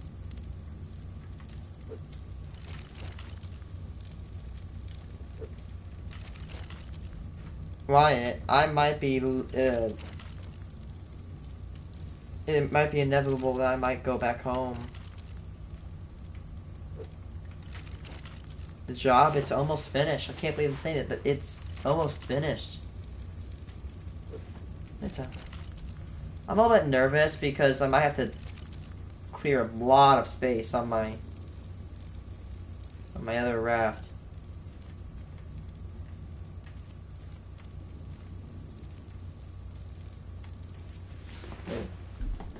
Sewer line. But a few years later, someone bought a lot just over the crest of the hill and linked up with ours, without being part of the planned community that had an HOA that took care of the sewer line, among other things. And, in fact, they did so without the HOA's approval. And so, for the next 2 decades, my family would be the subject of near constant harassment over the state of the sewer. Their end of the line was lower than ours by just enough that it would stop flowing and clog, often backing up into their basement bathroom and shower.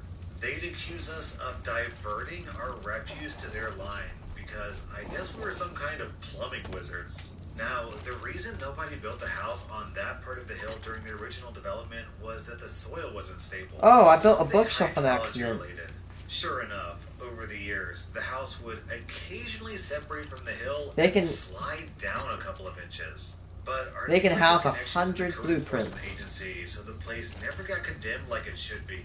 They just had to shore it up and reconnect all the utilities. The thing is, the further down the house moved, the steeper the negative incline was from their sewer connection to our junction box, making the clogs and backups even worse. At one point, it got so bad that their sewer barely flowed. Some days, it got completely clogged. Somehow, this was our fault. They spent the next year calling us every time they tried to flush a toilet and poo came out of their downstairs shower. They called a plumber who said they had to redo their part of the shared line. And to do it, they'd have to bust through our 2-story masonry wall so they could get it back home Well, to I our filled property 2. and dig out the line.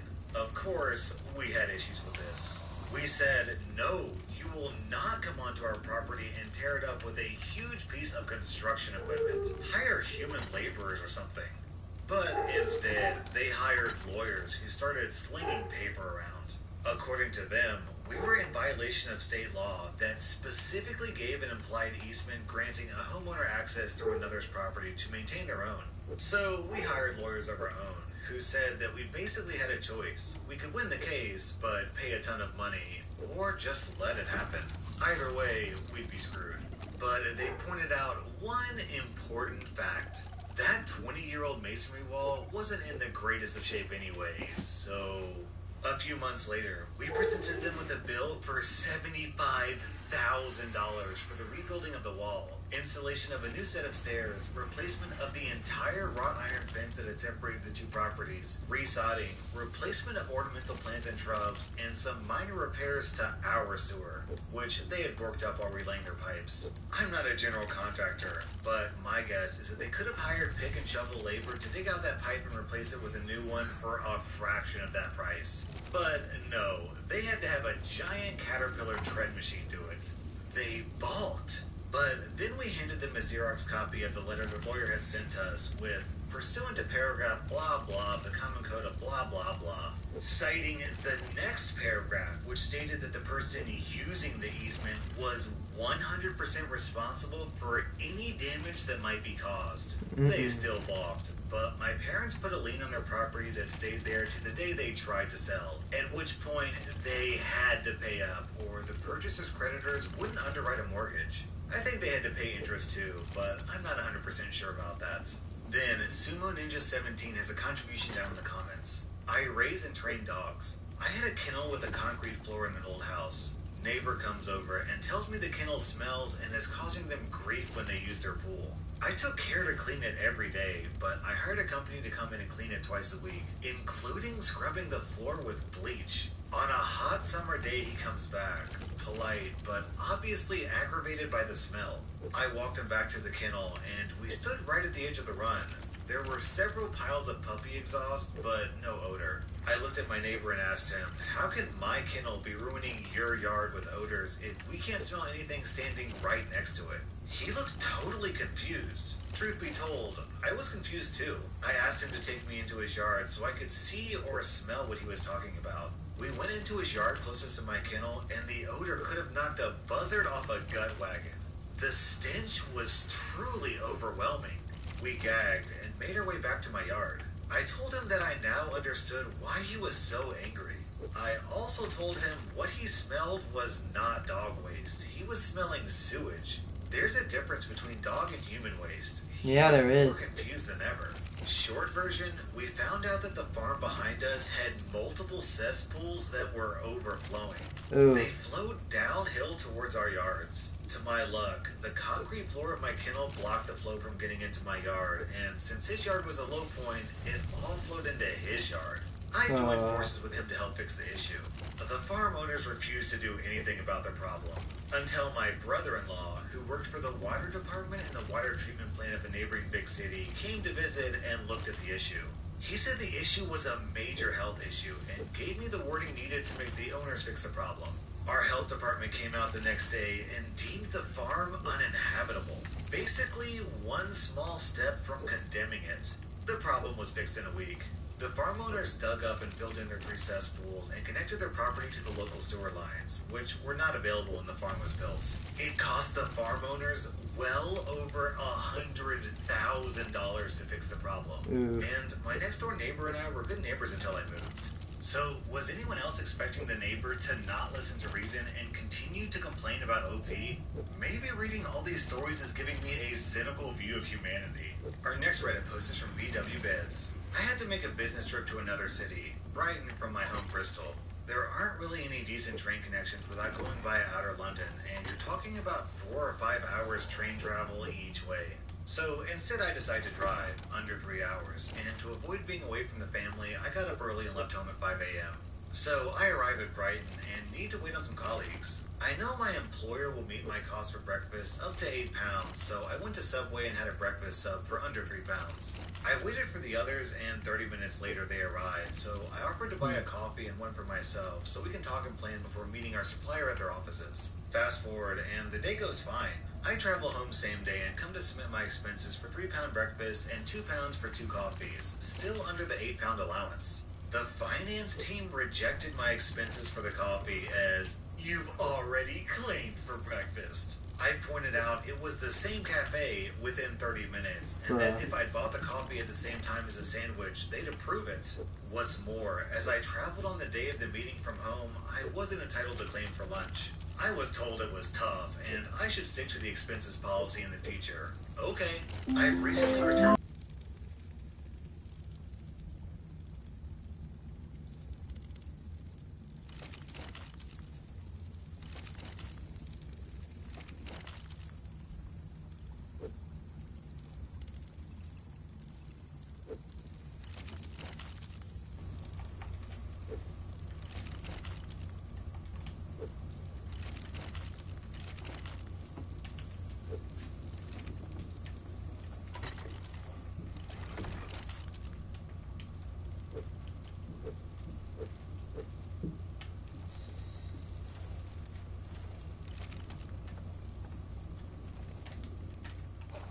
Dude, yeah. I don't think we can mine anymore. We gotta go home. We're overflowing with loot. Like, we are I'm starting to have to like I dedicate some boxes to like metal storage. Now I have to overflow. Be right back.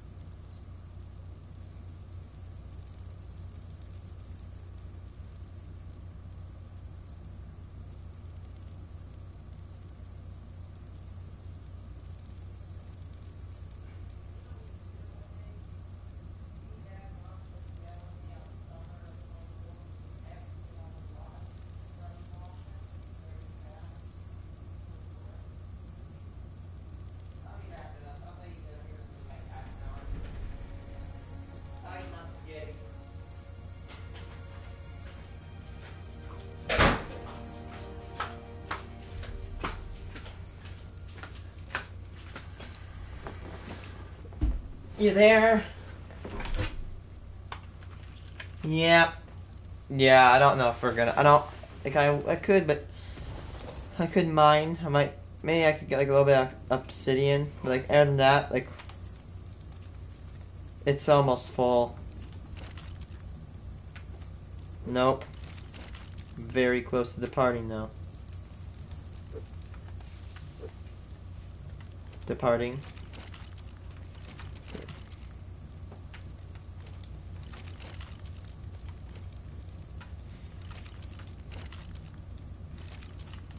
Half the. Let's see.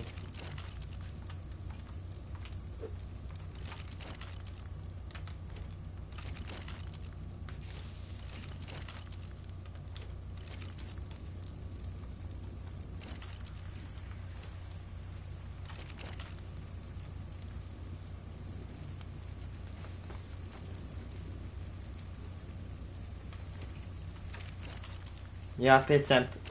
The auxiliary furnaces have just burnt off all their product and all their fuel. Well, one is. Well, one's going, but it has nothing in it. It's gonna burn out here.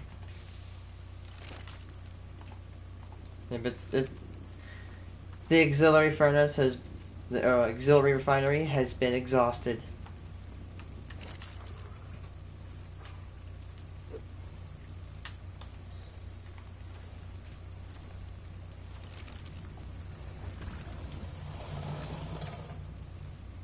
Jeez. And they said that. And they said that white box torture was bad. Basically, they put you in a white box, and you cannot hear anything, you cannot smell anything, and basically it doesn't sound like it's that bad, but you basically start to lose your mind, and you go insane, and it'll break you.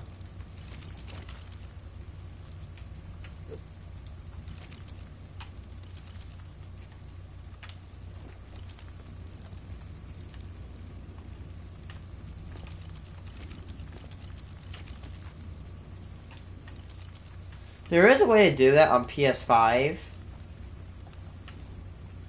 Not as annoying, but still annoying.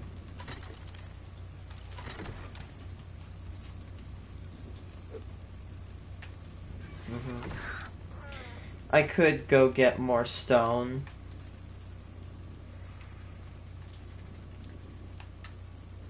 I'm about to eat here in a second. I'm waiting for all my other... Let's see. I might have to do homework, just warning you. See, 6. Yep, there goes one of my furnaces. 3 are up. No.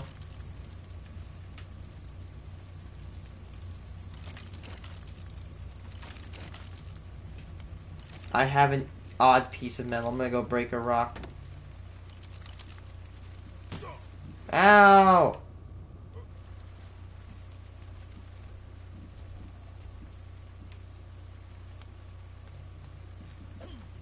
One metal. There we go. See, 6 times 20. Like 240 divided by 60, which is like what? Like 3 minutes, I think?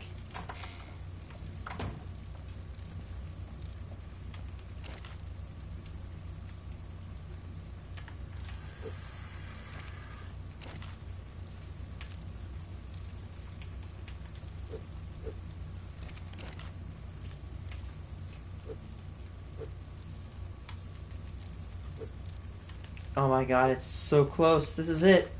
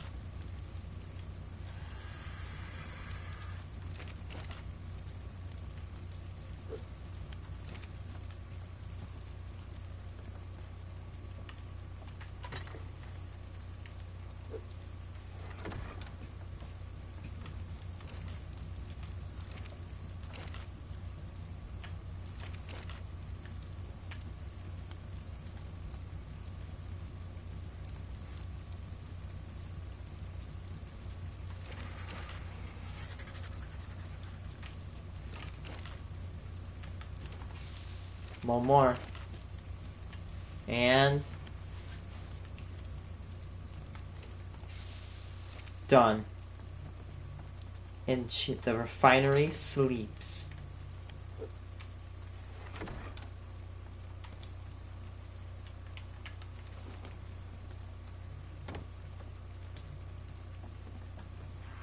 It's done.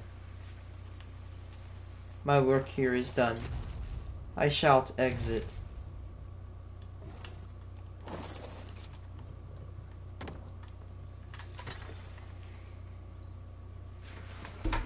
Let's crunch the numbers.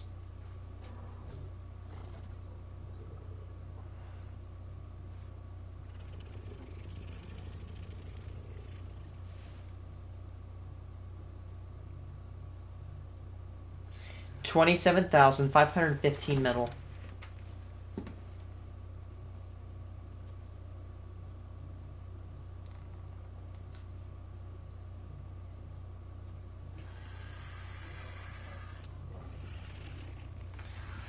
$27,515 pieces of metal.